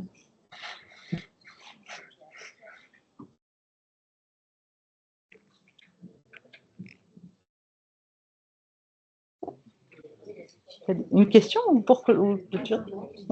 On se demandait si il y avait encore des observations ou si vous vouliez aller découvrir les ouvrages et voir un petit peu. Oui, après vous pouvez continuer la conversation entre vous en bas. Ouais. Ok, eh ben merci beaucoup.